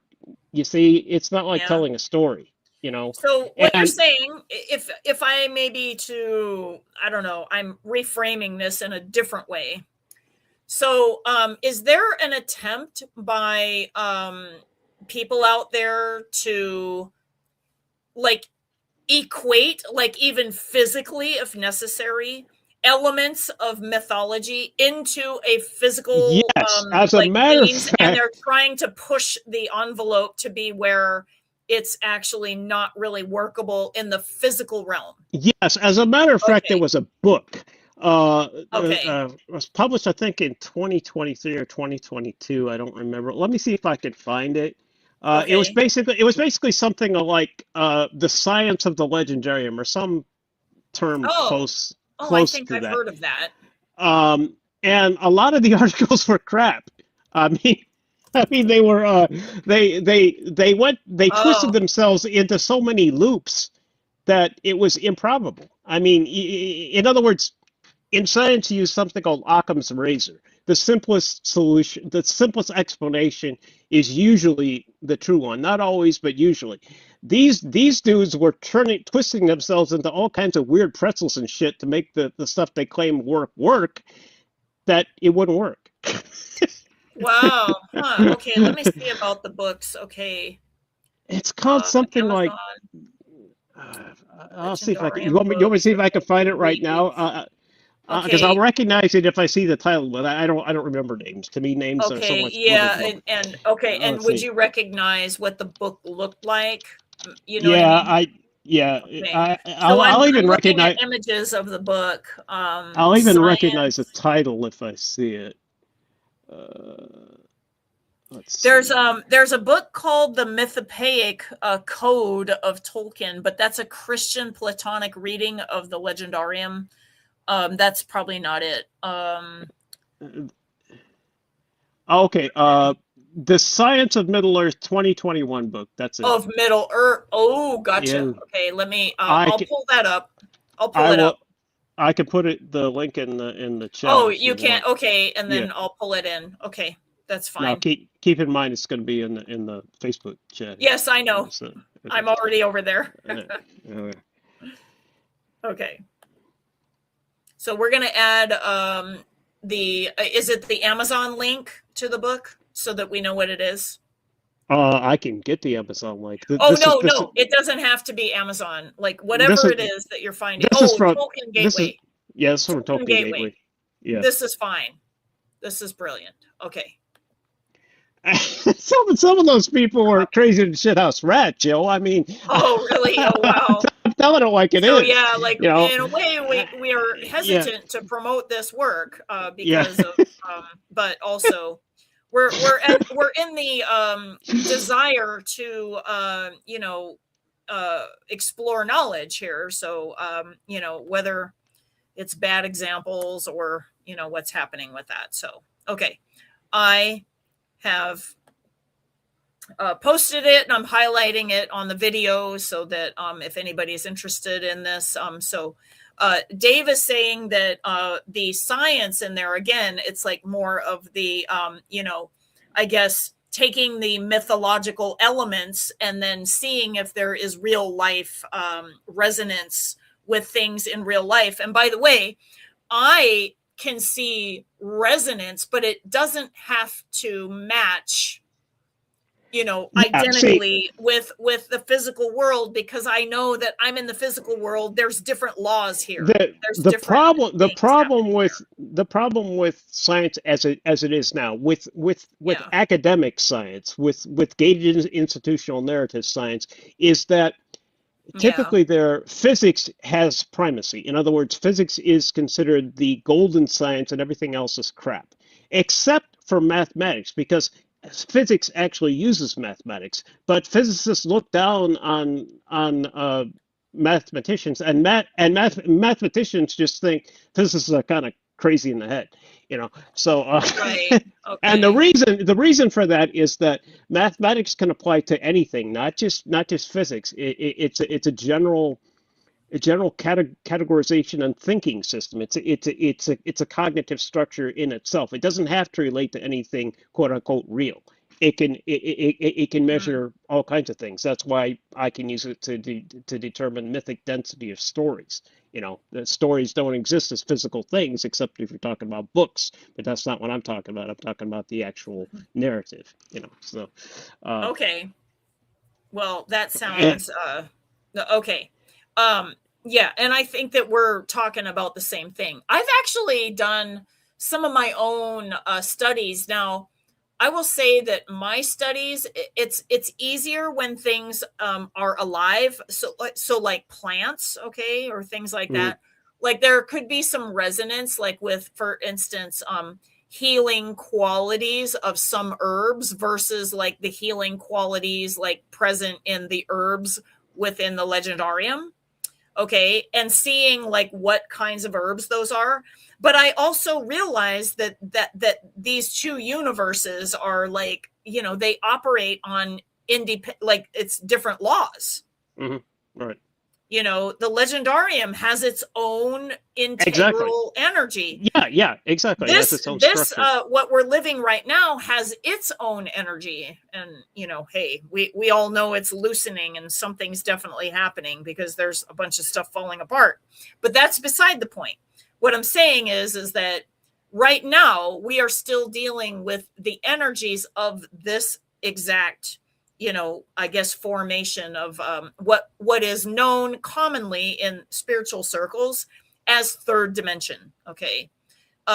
It's known as space-time in other language. Okay. Like for what have you, meaning it's like us talking to each other right now on the computer and you guys are watching YouTube. Okay. Like that world. Okay. And even that world has a lot of fourth dimensional things going on because, like, we're not even like corded or, you know, anything. Well, remember though, to a mathematician, the word dimension has a very specific meaning. Yes, so I know, and that's doesn't mean the same thing. That's why I clarified yeah. being from a spiritual point of view versus a mathematical point of view. So yeah, definitely. Okay, so back to the material here. We see this terminal logic in the explain. Okay, and so we already talked about that and how the chemistry doesn't work. So now we're down here. Yeah, we don't really have to go over it if you don't want to, but you know, in the paper they claim that one of them is a geologist. I couldn't find any. Maybe they are, but I couldn't find any reference for it. You know. Okay. Okay, I don't know anything about that. Okay. You know, well, it's in the article. There's a claim that it's linked below for anybody that's curious. There's a claim that person X is a geologist. You know, well, you know, but I could also say that I'm a rapper, but you know, but you can't see my work because I haven't published it yet. You know, I mean, and that could be true, but it's all in your head with Richard Parker anyway. Yeah, right? Yeah. That's funny. Yo. Yeah. So they because they lack an instrument like the mythic signal scalar to measure the encoded mythic property of the metal. They resort to fabricating a physical model that thermodynamic reality immediately rejects. Okay, so that's you're saying that this, meaning thermodynamic reality, that would be in this dimension, meaning where we're at. Like I'm saying that on this planet, we're conscious, we're awake, we're, you know, here. So I'm saying that if you read the article, you can't create titanium or an alloy of it that way because it would turn to titanium dioxide. You know, so that's gotcha. That's basically what I'm saying. Okay. Yeah. Okay. All right. So I'll let you take over then. Okay, and then like I said, the thing about the geologist, I'm not going to belabor it, but to prop up this broken model. Oh, I see. Yeah. Okay. Yeah. Okay. That's the hallmark of the hegemonist attractor. I see. Desperate to force the Legendarium into a physical data set, they'll manufacture credentials to make a square peg fit the round hole. They're trying to build a fake artifact that floor the museum, entering a pure material glorg in the process. Okay. So in other words, and this was your premise of them. When they are losing the grip on their cataloging world, right? Because it is closed and it is vast or what have you, but also and that's things that like have tangents that are like unanswered. You know, because that's what happens. That's a general problem with these type of when there's people. Things that are unanswered, that makes them go a little crazy. They go a little apeshit, and they must answer. It's all about like okay, gotcha. And they not only they must answer in a materialist manner that seems scientific, because scientific gives them like. Because even though what they're talking about is mythological within the bounds of that Right, world. right. But a lot of people think that if it sounds scientific, that'll give you instant street cred. So, Oh, well, maybe what the goal is there, because it wouldn't be my goal. I'm just saying, because I know that mythology and this world, they're not the same. Okay. Well, it's in that book that I mean, right. But those are there full of might those. be so many people that are like, no, we need to prove mythology to the Right, world right. with science. And okay, Yes, so I yes. mean, You're I see using the desire, but also that's not working. And so the fabrication, I see where you're going with that. Okay. and then the next one is about the whole dragon bloodline thing, which Okay. Well, I mean, and this isn't just that individual. I mean, this is like no, there's a whole bunch remember, of individuals that are remember involved with that. our experience with Yeah. the freakazoids, you know. Yeah. Yeah, that's not. Yeah, I don't think that that's specifically about the author of the article. I think it's more about that community after our own experience through, and even he was, getting dissed for that. So, yeah, we can keep going basically. It's a general thing. Once thought the ground identity and pseudo genealogical texts like Nicholas de Vere's The Dragon Legacy, claiming literal genetic descent from mythic beings. When a multidimensional thinker, like me, experiences a profound resonance with a mythic concept, an alpha dragon, or a tiger in my case, in your case, they hold the resonance structurally as therianthropic resonance. In other words, they recognize profound psychological and neurological alignment with an archetype, an active biological subroutine rather than a literal strand of DNA. Because that's another thing. DNA to somebody like me means a bit different than the way you use it, Lisa. To me, it means actual deoxyribonucleic acid, which is you're talking about the chemical. Right. I'm talking about maybe the information in it and not necessarily visible. Right. The literalists, however, cannot hold that resonance structurally within their mind, so they compress it violently into a fabricated physical reality. I possess the bloodline. I have the DNA. Yo. When claiming physical dragon DNA, uses fertility, the hegemon simply rebrands, superior to the persona of the Tolkien scholar, swapping genetic imperialism for academic imperialism. The rebranding is simply assuming the role of the museum curator. Instead of bloodlines, it now uses timelines to originally peg the fourth age to precisely 4001 BCE, or map Gilgalad's march directly into the biblical geography of the Jordan Valley.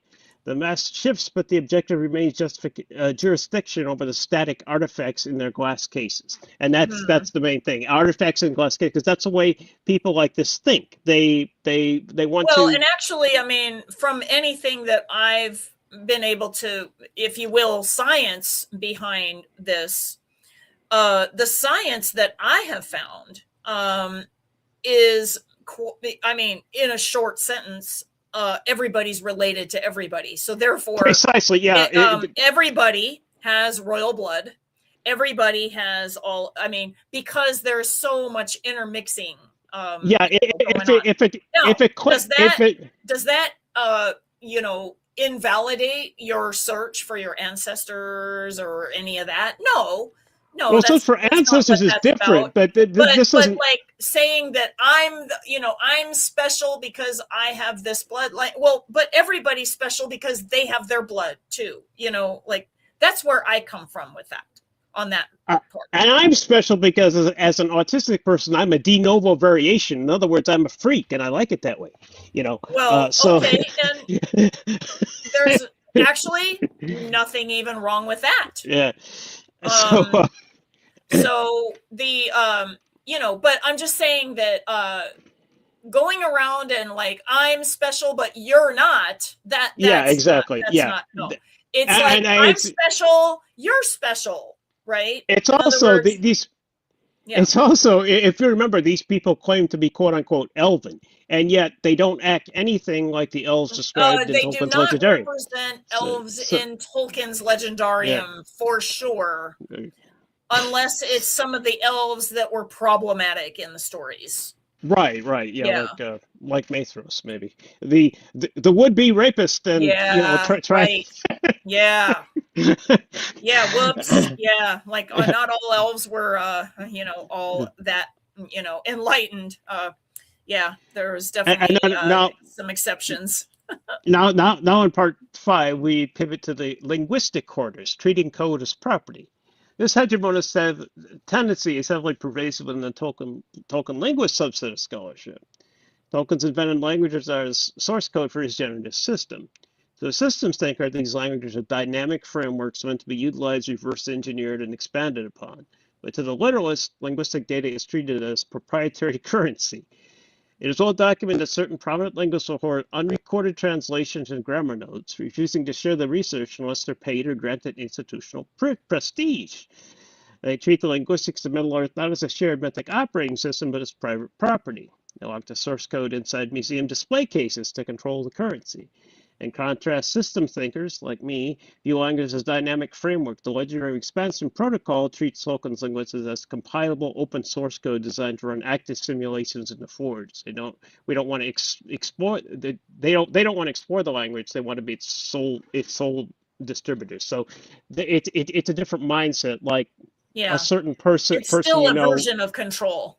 yeah, a certain person who is not at all related to the ones I was talking about before, but Correct. the Not at linguist, all. Yeah. yeah, he, as you described it to me, so that's where I got this information from. That you have to, it's his way or the highway, you know. So Yeah. that I will tell you that that I mean, some progress has been made toward that, because I basically gave him instruction to stop complaining and just do the fucking work. right, right, And that has been actually happening. So I think that it's good. Now, whether he wants to control everything, or that's his personality. There's not very much I'm going to be able to do about that. However, for people who are interested, I do have a compilation of some of his, if you will, primary, in other words, like the primary of language primers, if you will, and that's what he actually calls them, as primers. So I have the ones for Sindarin and for Quenya, and you can get them from him too, but we have them in the back end because we kicked him a couple bucks for his time and energy to sort everything. And these could actually be put into our Legendarium language area for analysis, because what I will say, at least about this particular person, is that everything that will be documented is from J.R.R. Tolkien. Mm-hmm. That is the good news, okay, about that. So it's a pretty pure source, and he, everything that if he proposes something, he does it with the backing of J.R.R. Tolkien, as well as his linguistic training. Okay, so we don't have to worry about linguistic training for the AI, because it's already programmed with large language models. It's right in the name, right? So the only thing that we would need to do is just to compile some of these more obscure pieces of the language pieces that the linguist located, and realized that there is a puzzle piece that could be helpful in those places, while also at the same time not having to resort to the, if you will, neo-elvish or Folksanger, Ardalambion. Okay, those things. And by the way, those have taken on their own life form as it is, because there's an entire generation of people who speak from Ardalambion because it was an interest for them, and they were not linguists that made it. The engineer, okay, but a hobbyist. It didn't suck, okay, but we have, like, I mean, the idea here, though, is that we have actually something more original and more source coded through Tolkien himself. Right. Now And that is somebody, desirable. That is desirable. And that is the only reason that I have anything to do with right. any of this, Now because see, I feel that it's really important. somebody who had linguistic skill, which I don't. I'm a Okay. And complete actually, I need to I'm a completely flick on the visual light. thinker. I'm a completely visual thinker, and I don't even like English, to tell you the truth. That's what I'm Be, saying. Yeah, I yeah. knew that you are not an English person. So, every human language, and the Elven ones included, are, because they're humanoid, Yeah. is a second language to me. So it's not my thing. I just don't care. But somebody who did care would be able to take my techniques and do something linguistic with it. That's the power of mathematics for you. And that's So great. And by the yeah, way, this is possible now. right. Okay. I just wanted to point out that Vera Faith says, "Aren't we all freaks in some way?" LOL. Yeah. Yes, we are, absolutely. And Vera Faith, by the way, would be probably, I guess, our patron who is most invested in not only the Tolkien languages, but in real life languages as well. She's Right. got Right. Oh, quite a right. collection Yeah. of different languages of the books and everything. So Right. it's pretty Right. cool. So just thought I'd like drop a little, thank you there, Vera Faith. Appreciate Yeah. it. I like it. So We're on the sixth now, the yeah, epistemic we're on laboratory. to Now this is we're now on now to this is we are not the ones that are the sole we're not the sole distributors. That's not what's right. happening here. Now this particular section 6 is about me and the way I work. Some people now I use Salvia Divinorum, which is That is, for in your own Theogen. Yeah. personal, I guess, Now I making don't connections between things that you right. might not see, like I where, don't yeah, there's yeah a bridge. I don't recommend it to anyone else because Oh, one, yeah, it yeah, requires a certain neurology to even work properly. Most people who try yeah, it freak the fuck out. yeah, they To be do. completely They honest with do. you, you know, Yeah, so they freak out on it more than they freak out on, like, with ayahuasca or with peyote or whatever. I mean, they just yeah, they tend to go ape shit, you know. yeah, Whereas I don't. I fall right. into it. You have to fall into the void and let go. That's basically the idea with salvia. And Yeah, most people can't do that because the Western mind is very egocentric. So it can't right. let go. The problem when they take large doses of salvia, it doesn't matter how hard they try to hang on, they'll be disintegrated anyway. So that's why a Right. lot of them So, can't tolerate. I mean, I do understand that ayahuasca, San Pedro, like they all do that eventually. Yeah, They yeah, to an definitely extent, do. yeah, yeah, My I guess my hold off on some of these substances, Aya in particular, is that I don't think it's necessary to like puke my guts out before I have a spiritual experience, right? me Like, neither. Yeah, yeah, I think that we can do yeah, this without all of that. yeah. Okay. But I'm also not saying that we shouldn't prepare ourselves, okay, Right. through maybe like cleaning our vessel, meaning our body, with Mhm. going through like maybe kind of a cleansing or a fast or something Right. like before we do that. Totally makes sense to me, but it doesn't make sense to be just violently, throwing up and shitting at the same time. And then that, like, okay, now maybe what it's about. Now, I didn't even think about this. Maybe that is to break down the ego, because like when you are like excruciatingly like exploding at both ends, I mean you are very vulnerable at that Well, point. true. Yeah. I mean, and And that maybe it's a lesson in for some people who need it, it might be a lesson in humility. Okay. quite possibly. Yeah, I didn't even think of that because Yeah, salvia is my thing, not that. But because yeah, salvia, it's yeah, quite possible. and it Yeah. doesn't do that. It No, no. it does humility in different ways, but Right. Right. it's probably better to be humility aligned before you get there. Right, right, yeah. So, yeah, any kind of ego, and most of us are not even really knowing how much our ego is operating things. We really need to be very careful with that. Right. But yeah, the more that I say any herb that is, if you will, for shamanic journeying purposes, whether it's psychedelic, whether it's deliriant, whether it's, whatever it is, I still think approaching it with much respect, as well as, putting your shit in the back seat or wherever it is, where it's not in the way, is probably the way to go with that. Right. So, yeah. Section 6 here, the epistemic laboratory, tactical extraction. If the hegemonists have locked the front doors of the system behind paywalls and academic shibboleths, how do we access the source code? We use a cognitive backdoor, the epistemic laboratory. A neuroshamanic approach treats altered states and deep mythic immersion. You can use either one of those. If you can do deep mythic immersion on your own, that's fine. Without the altering states. Yeah, sure. Yeah. So long as you can actually do it and not just think you can. There's a difference between that. Immersion is high bandwidth data gathering sessions.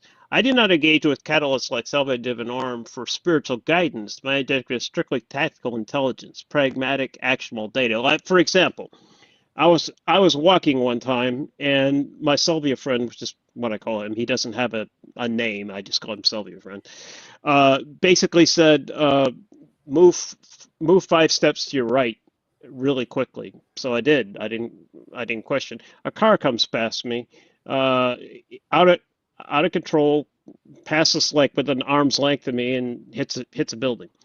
Right.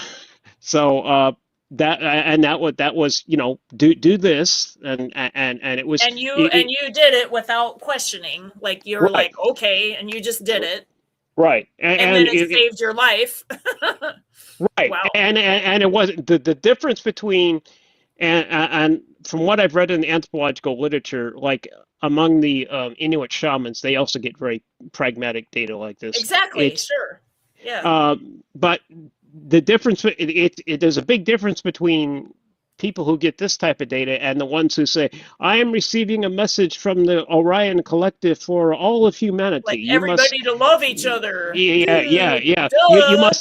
You must stand on your heads at midnight at your local time and and do this and that, and then I think that most of that, I will be honest with you, I think that most of those kinds of beings that are like, operating humans like puppets, like worship this thing outside of you, it's the same disease that is like already built into Abrahamism, which is right. Yeah, exactly. Something outside of yourself. Obey authority outside of yourself and don't ask questions. Right. And so I think that that's just a new flavor of that, Right. Exactly. I don't believe that anybody that, like that is doing spiritual work, you're going to end up like, and anything to me that is like a collective like that, I'm very cautious about. Right. Like, we are the collective that tells you that you should all love each other. Well, no fucking shit, Sherlock. Yeah. Okay. Like, Not, and by the way, I am a spiritual person, but that's not useful for me either. Right. Okay. Right. Much more useful for me is, how do I navigate my life? How do I do all of the things? And maybe it wouldn't, sometimes it's like that, like where, they make me late getting somewhere or something like that. But hey, how do I know that like they weren't saving me from a car accident? Right. Or something. So I think a lot of people use it practically and actionable, tactical. And I think a lot of people do. But these are people that have been in practice probably for a while, and they are opening those other senses in order to navigate more fully, so that they have more senses helping them make decisions about what's going on. Right. And in your case, so I was going to actually say too that in your case, once you did Salvia Divinorum for the first time, like you had the connection where Salvia could talk to you after that. Like it Yeah, made yeah, it like a opened neural network in you that like said, hey, our phone line is on now, yeah, right? it's very similar. The best way I have tried to describe it to people, and the best Uh-huh. explanation I could come up with, it's like being a special forces operative, and you have an earbud microphone in, Yes. so you can receive intel and you can also talk to them. So Right. that's basically the idea. Right. And they're not really talking to you other than like if you ask them questions or what have you. Right, But if right, they yeah, come in and say, "Hey, do this," like, and you're not, right, like, and you're going, "Okay, I'll do it," right, without even right, asking questions. That's right. a good idea. That's a good idea because Anyway, you're getting guidance, right, and exactly. that's how you want to use it. And they're definitely they are kind, and I think that plants are kind of in a sense more collective than They are, like yeah, yeah, individual humans and stuff. Like salvia as a king, like kind of the genus or the right, species as a right. whole is like kind of Yeah, it's doing very that. similar. It's very Yeah, similar to descriptions from science fiction of hive mind beings. That's a little basically bit, yeah, a what little plants bit, are. but Yeah, like the hive mind is definitely even different still than the plant one, because I think the plant one is like even more, because they're older. Plants are right, right. older Yeah, than yeah, animals, yeah. so Right, it has more wisdom in it. right, right, Where the hive mind in, like, say for instance, an insect thing or something, that is a different thing, that because it's, there's not really individual growth with that. It's literally right, like you are only a cog in the community and that is it. right, you right, know I think that plants can be like, you are all majestic and a small part of the universe all at the same time. right. Okay, I'm gonna read So the end okay. of 6 here. The epistemic laboratory serves as a raw extraction site that feeds the forge. Salvadoran norm, for me, can act as a topological disruptor, temporarily dissolving habitual cognitive structures and allowing the mind to generate coherent multisensory inner landscapes, like I That, demonstrated. like we talked about, Yeah, yeah. yeah. These aren't just random visions, they're exploratory workspaces, high bandwidth data sets where symbolic architectures can be Excuse examined, me. mapped and subsequently run through the Mythic signal scalar to verify the structural alignment with the Legendarium's deep logic. In other words, sometimes I get Legendarium visions. So I'm like, well, okay, well, what Mythic signal does this have? So now I can run them through the Mythic signal scalar and find Wow. out, Wow. whether I'm imagining something useful or imagining crap. You know. Wow. That's really cool though. Because like in the past, you didn't really have a way to do that other than Not to go easily. Yeah, cross-reference yeah, the Legendarium a yeah. hundred times, of which, by Right, the way, probably had its own use. But right, now you've already been through that process. So right. you can just, you can actually be freed up of those resources now. Right. And if Wow. I can ask precise mechanical questions. How does this inner space generate narrative? What rules govern its symbolism? And Mm. now I'll go to 7 here. The basically topological extrusion in the cybernetic wheelchair, and that's where people say you can't use AI, you're cheating. And this is my That's response to not the. okay. Well, I mean, for some things it might be, but I don't think that that's the case here. Right, right. This is Yeah. this is my explanation of what I'm actually doing. Okay. Bringing For this for bring people that jump to conclusions that you're cheating, Right, quote right, unquote. Well, right. that's Bringing amazing. this rich multidimensional data back into the flat, linear world of ordinary language is a final frontier. For the visual spatial systems thinker, me, the concept already exists as a complete structure in the mind. Writing is topological extrusion. In other words, the computationally draining process of downsampling a vast 3D multidimensional simulation into a signal flat linear sequence of text. To a neurodivergent systems thinker, the current anti-AI hysteria is a form of cognitive ableism. Demanding that a multidimensional thinker abandon a large language model to prove their authenticity is exactly like commanding someone to abandon their cybernetic legs and return to a Victorian wicker wheelchair because the exosuit isn't authentic. Right, right. The Yeah. LLM does That's does ridiculous. yeah, Yeah. The LLM does not generate the thoughts. It provides a mechanical articulation necessary to move them through a linear environment. It's an epistemic API. More precisely, the LLM functions as an active rendering environment of the NeuroGate gem, where the MSS and LEP compute the topological extrusion. The literalist mocks AI-assisted writing because their flat plane cognition naturally aligns with linear closed-set prose. That is to say, they're designed to process language in the way that I'm not.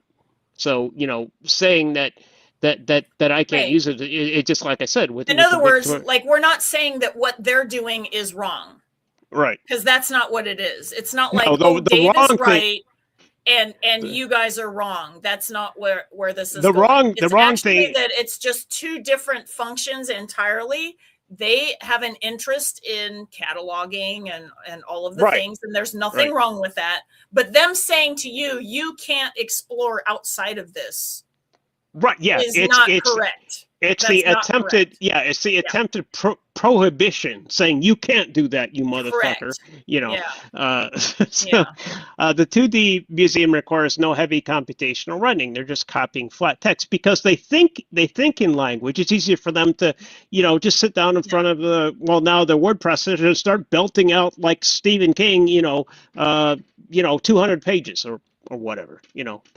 That's easy for them. Also, I have neurological problem where I can barely type. They Yeah, don't have that problem. So that's not what's yeah, going on. And again, yeah, that's also tying back into the earlier example of, like, a handicap, if you will. right, And I say yeah. handicap loosely because I think that differently abled is better. Well, this is an I actual like that. handicap because I had That to, is yeah.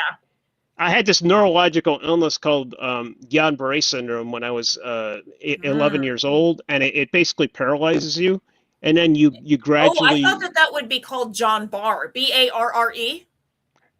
Yeah, Wow. Guillain-Barré is how they I did pronounce it not know that when that's how you say it. Wow. when I was in the hospital. That's how they said it. So Okay. it's a French. It's two Okay. French. It's two French people's name. Maybe I'm mispronouncing it. It's something like Oh, goodly doot toot. But yeah, that's what they right. told me. That's what they told me in the hospital. So that's how I learned to say it. I You know. see. So, Okay, so no, let them. Okay. yeah. All right. Okay. Um. Very Anyway, interesting. We're gonna go down here. So we've gotten that argument out of the way. And by the way, I think that it's totally fine for people that like catalogs and like, that stuff to stay, like, they can stay in that world. Like, we're not pulling right, them out of their right. world. Well, we couldn't anyway because people do We whatever can't anyway, they but want we're to not do. pulling Yeah. them out of the world. We're Right. inviting people Right. to come to the Right. new frontier if they would like to Right. explore it with you, because even you are just now exploring it. Like, it's not Right. something that, like, If I that had we've an been there and we're coming back and saying, hey, it was like this. We're literally, this is like, hey guys, we're building this first rocket to go to the moon. It's kind of like that. exactly. It's very much like that. Yeah. And Yeah. I could really use a co-researcher who had talents that I don't have, and that Mm. expands the whole space because Although I will say that AI thankfully has come to the rescue to be at least a lot of luckily, the yeah. talents that you need. Right. But Right. yeah, it'd be great to Right. have other humans that, like, think in, like, ways that are similar to you. Yeah. Right. And Yeah. here's the final section 8 here. Reclaiming the engine. They want to force everyone to operate in a 2D plane because it's the only territory they know how to conquer, but we're not here to settle for a flattened map. Our purpose is to take the physics engine back. We're abandoning the museum entirely and firing up the forge. By utilizing frameworks like the NeuroGate gem, we replace the literalist epistemic colonization with abductive structuralism. That's the method I use. It's because, I mentioned it before, but it's been a long Yeah. time. We return to Tolkien's original vision, an open axiomatic system that invites other minds and hands. We're utilizing the structured prompts and LLMs not as shortcuts, but as topological renders to expand the world with massive integrity, ensuring that we do not introduce mythic glorg into the system. We're not just reading the mythos, we're running a simulation. The hegemonists wants to close the gates. We're blowing them wide open, yo. And Okay. There's the that's the end end. of the Yeah. article. There's And right then there, the whole and then premise. And then you don't have to read the glossary because that's free for No, people because who it's want to read there it. for people Yeah, to, and yeah, I'll just scan down though for them yeah, to like right. see how very detailed this is, and quite long actually. The only things that are not here is large language models, but you guys are gonna have to look that up. Right. Like that's easy to look up in the AI would have put world, it and in. you I guys would have probably put already it. know what it is. I would have put it in, but I thought it was a common term, so I didn't think I needed to. It's a But common term for people who are look at this. Yay. oh, cool. Yeah, very good. Awesome. Vera Faith, we're really happy to have you here today. Yeah, we're glad you're here with us. I'm setting it up so that the screen is a little bit more, okay, there we go. So, okay. So basically what it is that we actually were talking about like making like this particular, this myth forge, this generation of mythology within the bounds of Tolkien. This is going to be a separate like elective like classification in our system of electives.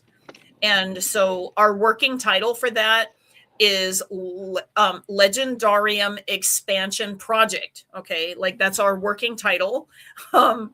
And so some of you out there, this might be like something that you're really interested in. So I think that Dave might be like a person that this is his particular elective path once, well, once we get the because that's school like fired up and running. that's my interest. So yeah. So that's, and it's really interesting because I didn't even know that this was your interest until AI made that possible for you. Yeah, well, because I couldn't explain it properly just on my own because every language is a second language to me. So because of the language issue. Yeah. So I not to mention your typing and some of the other things. So like, there was a whole bunch of things. So I mean, I can explain it as kind of like a high grade pidgin or Creole, but that's as good as I can get. Okay. Oh, I understand that. So wow. So yeah, like we just want to like put this out there. And again, if you are one of the categorization folks, we don't have within our system a categorization thing, but I think that there's plenty of categorization things that people can get involved in that already exist that's outside of us. Almost Tolkien every studies. Tolkien group is people that are categorization people. Yeah, so, all of the official journals like Tolkien Studies and Vineyard Tangor and so forth. Those are basically. And we need those. I mean, I think that it's good to have these things. So like nothing against all of that. We're just saying no to people that are saying no, you can't explore because we say so. Okay, that's really all that this is about. Yeah, exactly. And I don't pay. I've never paid any attention to those people. And anyway, we never. So and actually, neither really did I, because otherwise we wouldn't even be a spiritual path at all. Like we would never have really gotten past the 2000s. That's the thing. Like with this, because.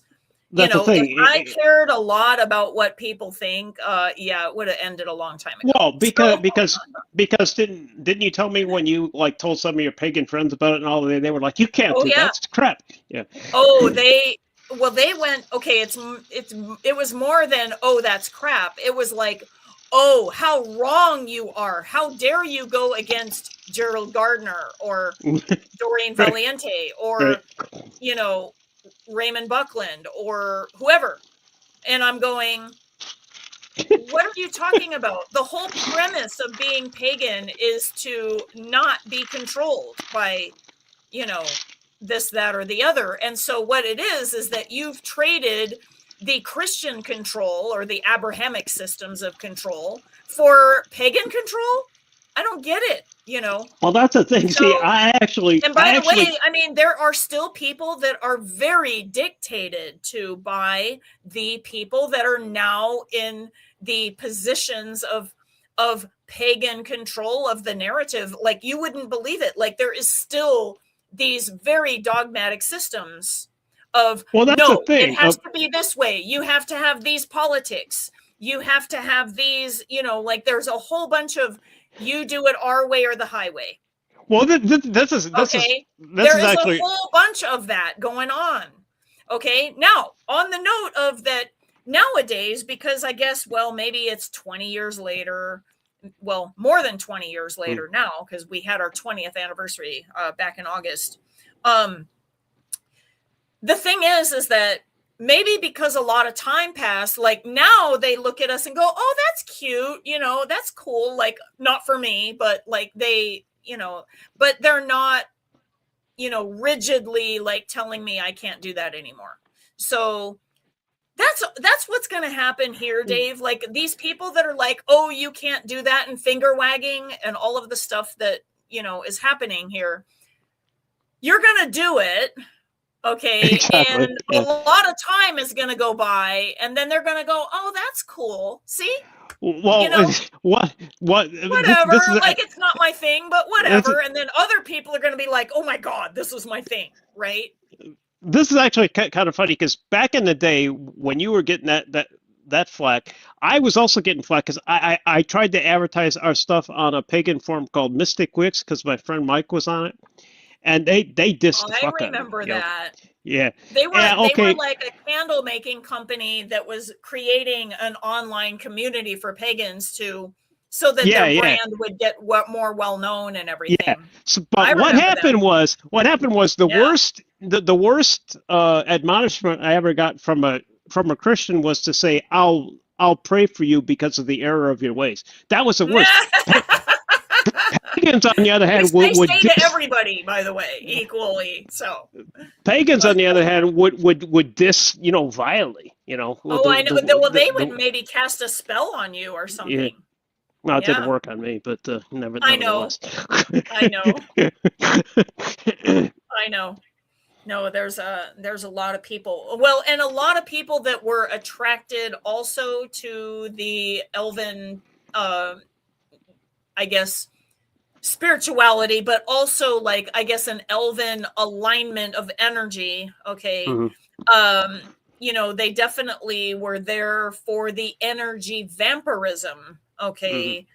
Because I feel that there are people out there that they, like the Numenorian type of thing, they want to live forever, right? Mm-hmm. Right. So they don't want to die or whatever. So they're going to feed off of other people so that they can live forever. And that's what a vampire does, right? They feed off of people so they can live forever. And I would think that if I was going to get, like, energy source from somebody, why not people aligned with beings that are immortal? Right. Yeah. That energy might taste pretty good compared to, that might be creme brulee compared to, like, those white rice cakes or something. You know what I'm saying? It reminds me of that animated movie Fantastic Mr. Fox, where the psychotic rat says, "Oh boy, girl, you look like you're just beautiful as creme brulee." I don't know if you ever saw it, but it's funny. So exactly. And Vera Faith says, I remember when you could not even say that you were a Christian witch. It was a very interesting time for the subject. Yes, that's true. There are definitely, and there's still a lot of flack from both sides of that. But at least there are more and more people that say, no, I can combine these things. I have a great love for the Christ, or, Christ consciousness, or Jesus, and my upbringing and my church and my this and that and the other. But I feel like the craft is something that I would do instead of, like, say, maybe prayer, because it works better. Okay. Right. Or whatever it is, they'll use herbs in the kitchen. It's and it all flows together. It doesn't mean that there's any evil or, any kinds of practices that are, like, non-Christian. So yeah, you're right. You're totally right there. there are definitely so I would not identify as a Christian witch, but I have my resonance with witchcraft, and I have my resonance with the Christ conscious energy.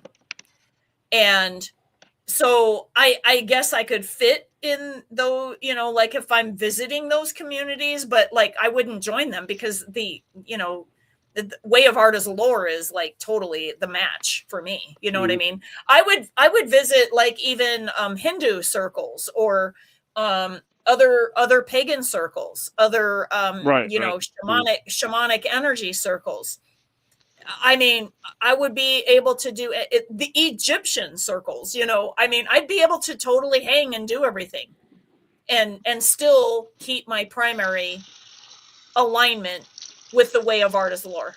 Like I would totally still be able to do that. And my alignment with elven energy, because I do actually have that. And so the the elven spiritual path being our old name, you know, I still think like does have some resonance, because I do feel that a lot of people that are attracted to Tolkien mythology are attracted to the elven energy in one way or another.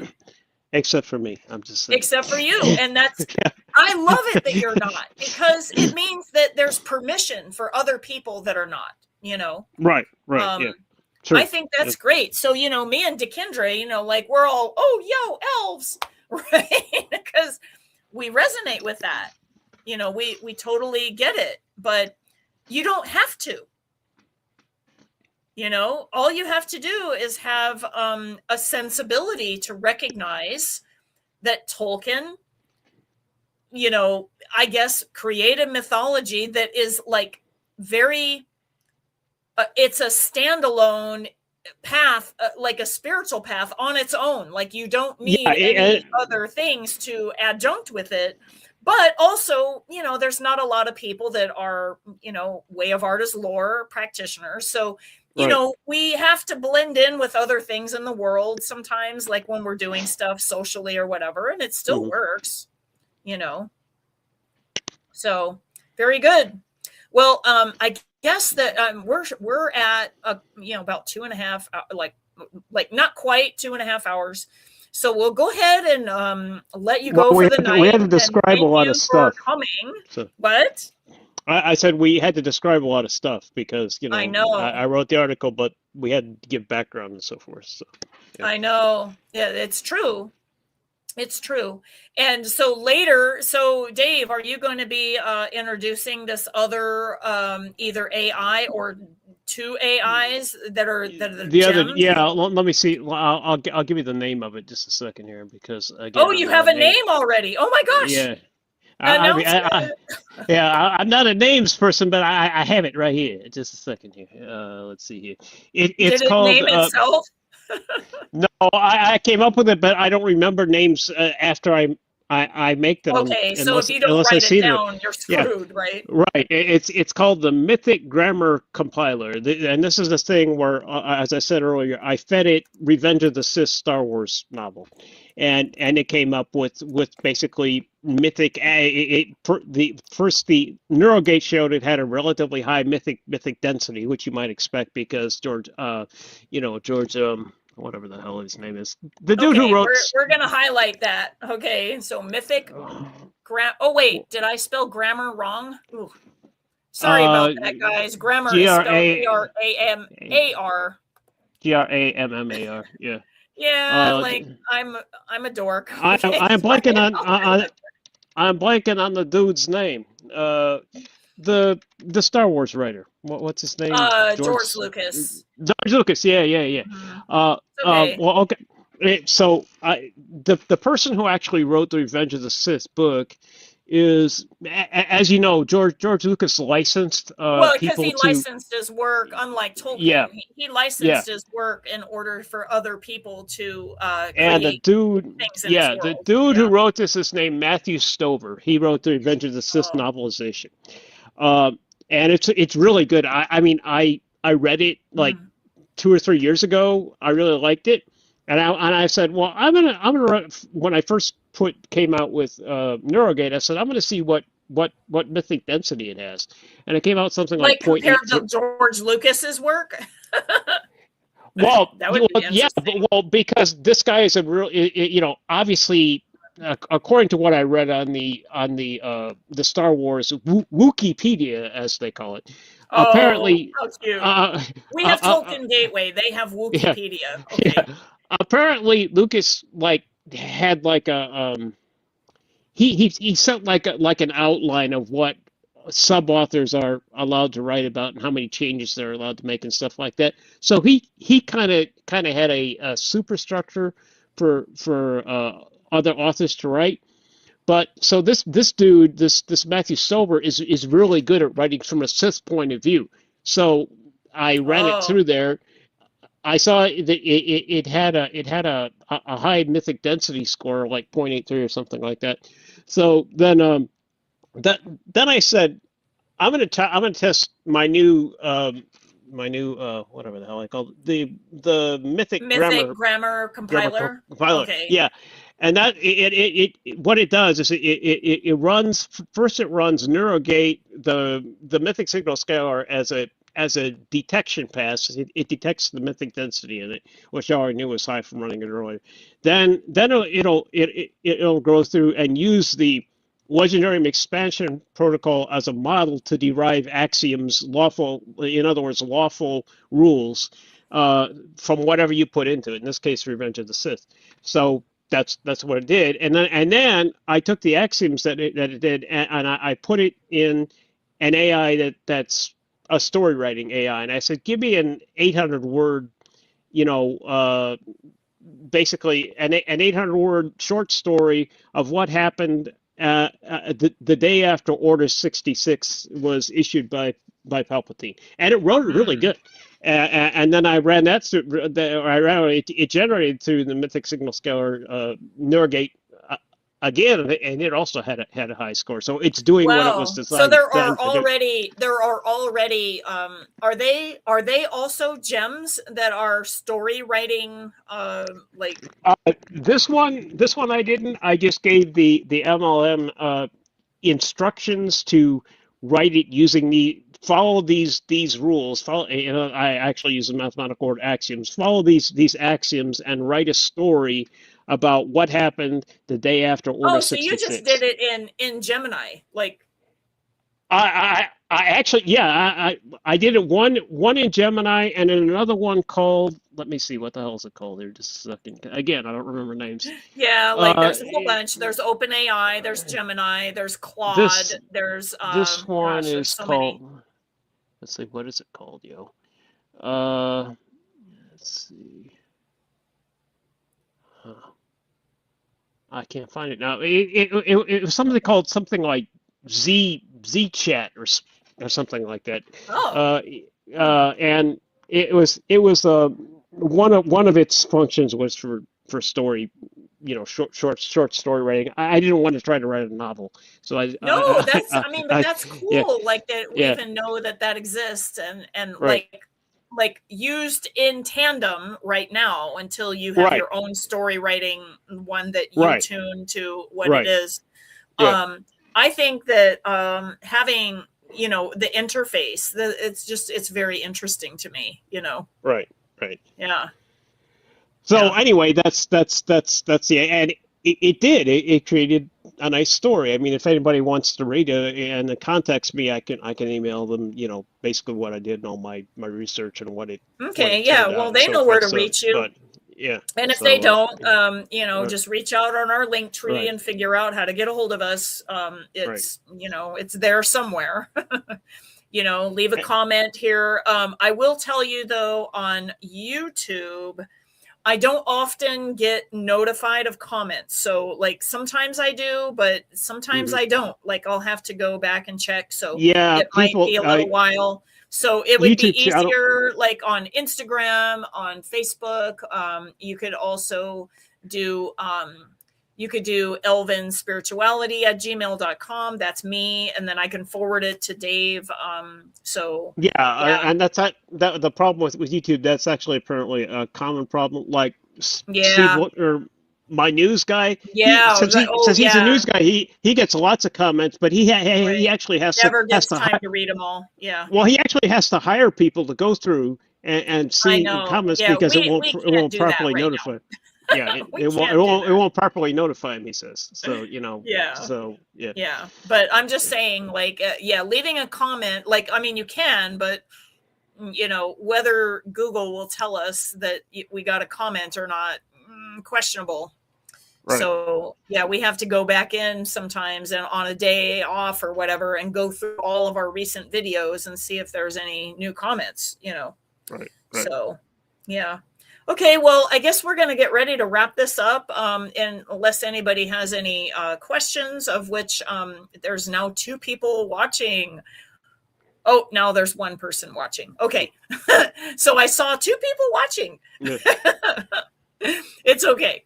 We're going to get ready to wrap up. And for all of you that catch the replay, we hope you enjoyed this presentation. I hope that we are doing these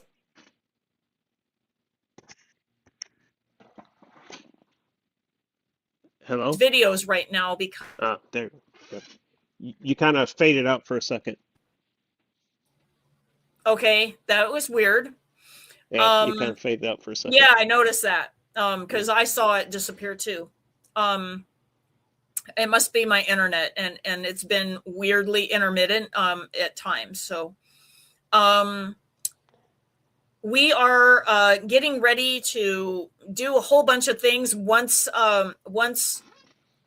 Dikindre gets over to Scotland. Okay, like there's a whole bunch of things in process because he's our guy who is actually like really designing the curriculum and the levels and all of the things. And then we have Dave kind of overseeing the core part of it, but we don't even know how we're like going to be monitoring all of that. Like we still need Dikindre's help with all of that.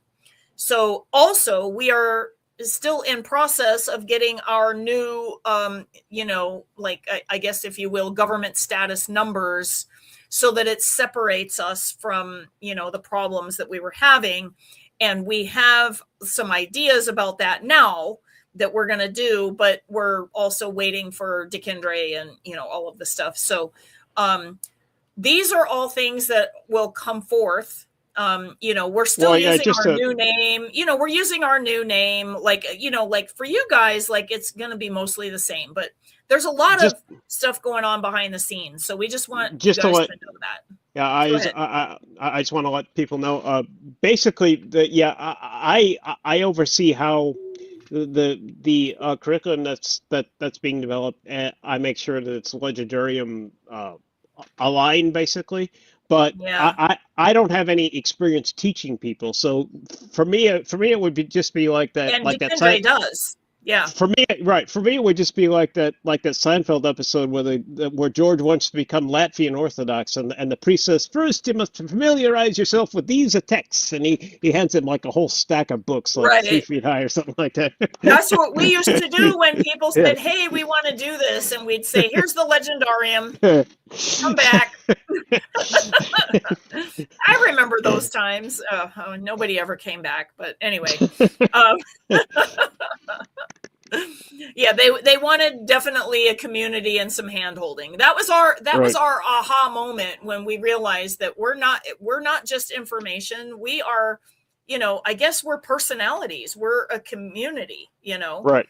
Like people want to hang out with us. Like we were like, really? Like us? You know what I mean? Like but that's the way it is, like on YouTube and stuff. Like they, people want real people. So, and our use of AI and stuff, like we're really careful to make sure that we're using AI for left-brained tasks and for, outreach and warmth and all of the stuff that you are getting real people. This is really me, okay? This is not like a freaking, clone generator, like, of what Tony Robbins wants, Yeah. No, that's I guess Vera Faith is laughing. Okay. I don't blame her. So yeah, just I realize that the community is a really big feature here. So we are really happy that you guys like us enough to hang out with us for about 2 hours and a half. And 222, now 223. So, okay, we're going to wrap up. Okay, you guys have a wonderful evening and a really great, so we are now approaching the Moron Sulime and then later the Queron Sulime, and we're going to be like going through Metare and Yestare at the end of the month. So, right. And meanwhile, I am going to Vegas for a few days, but I'll still be around. Like, I'll still be looking at my Facebook and stuff. So, if you guys have anything, just reach out to me there. Reach out to Dave, me, whatever, however you guys really reach us. Like, we're around, we're accessible. So anyway, we hope you enjoyed the presentation tonight. Thank you. Thank you so much. Thank you for joining us, everybody. Okay, have a good night. Bye.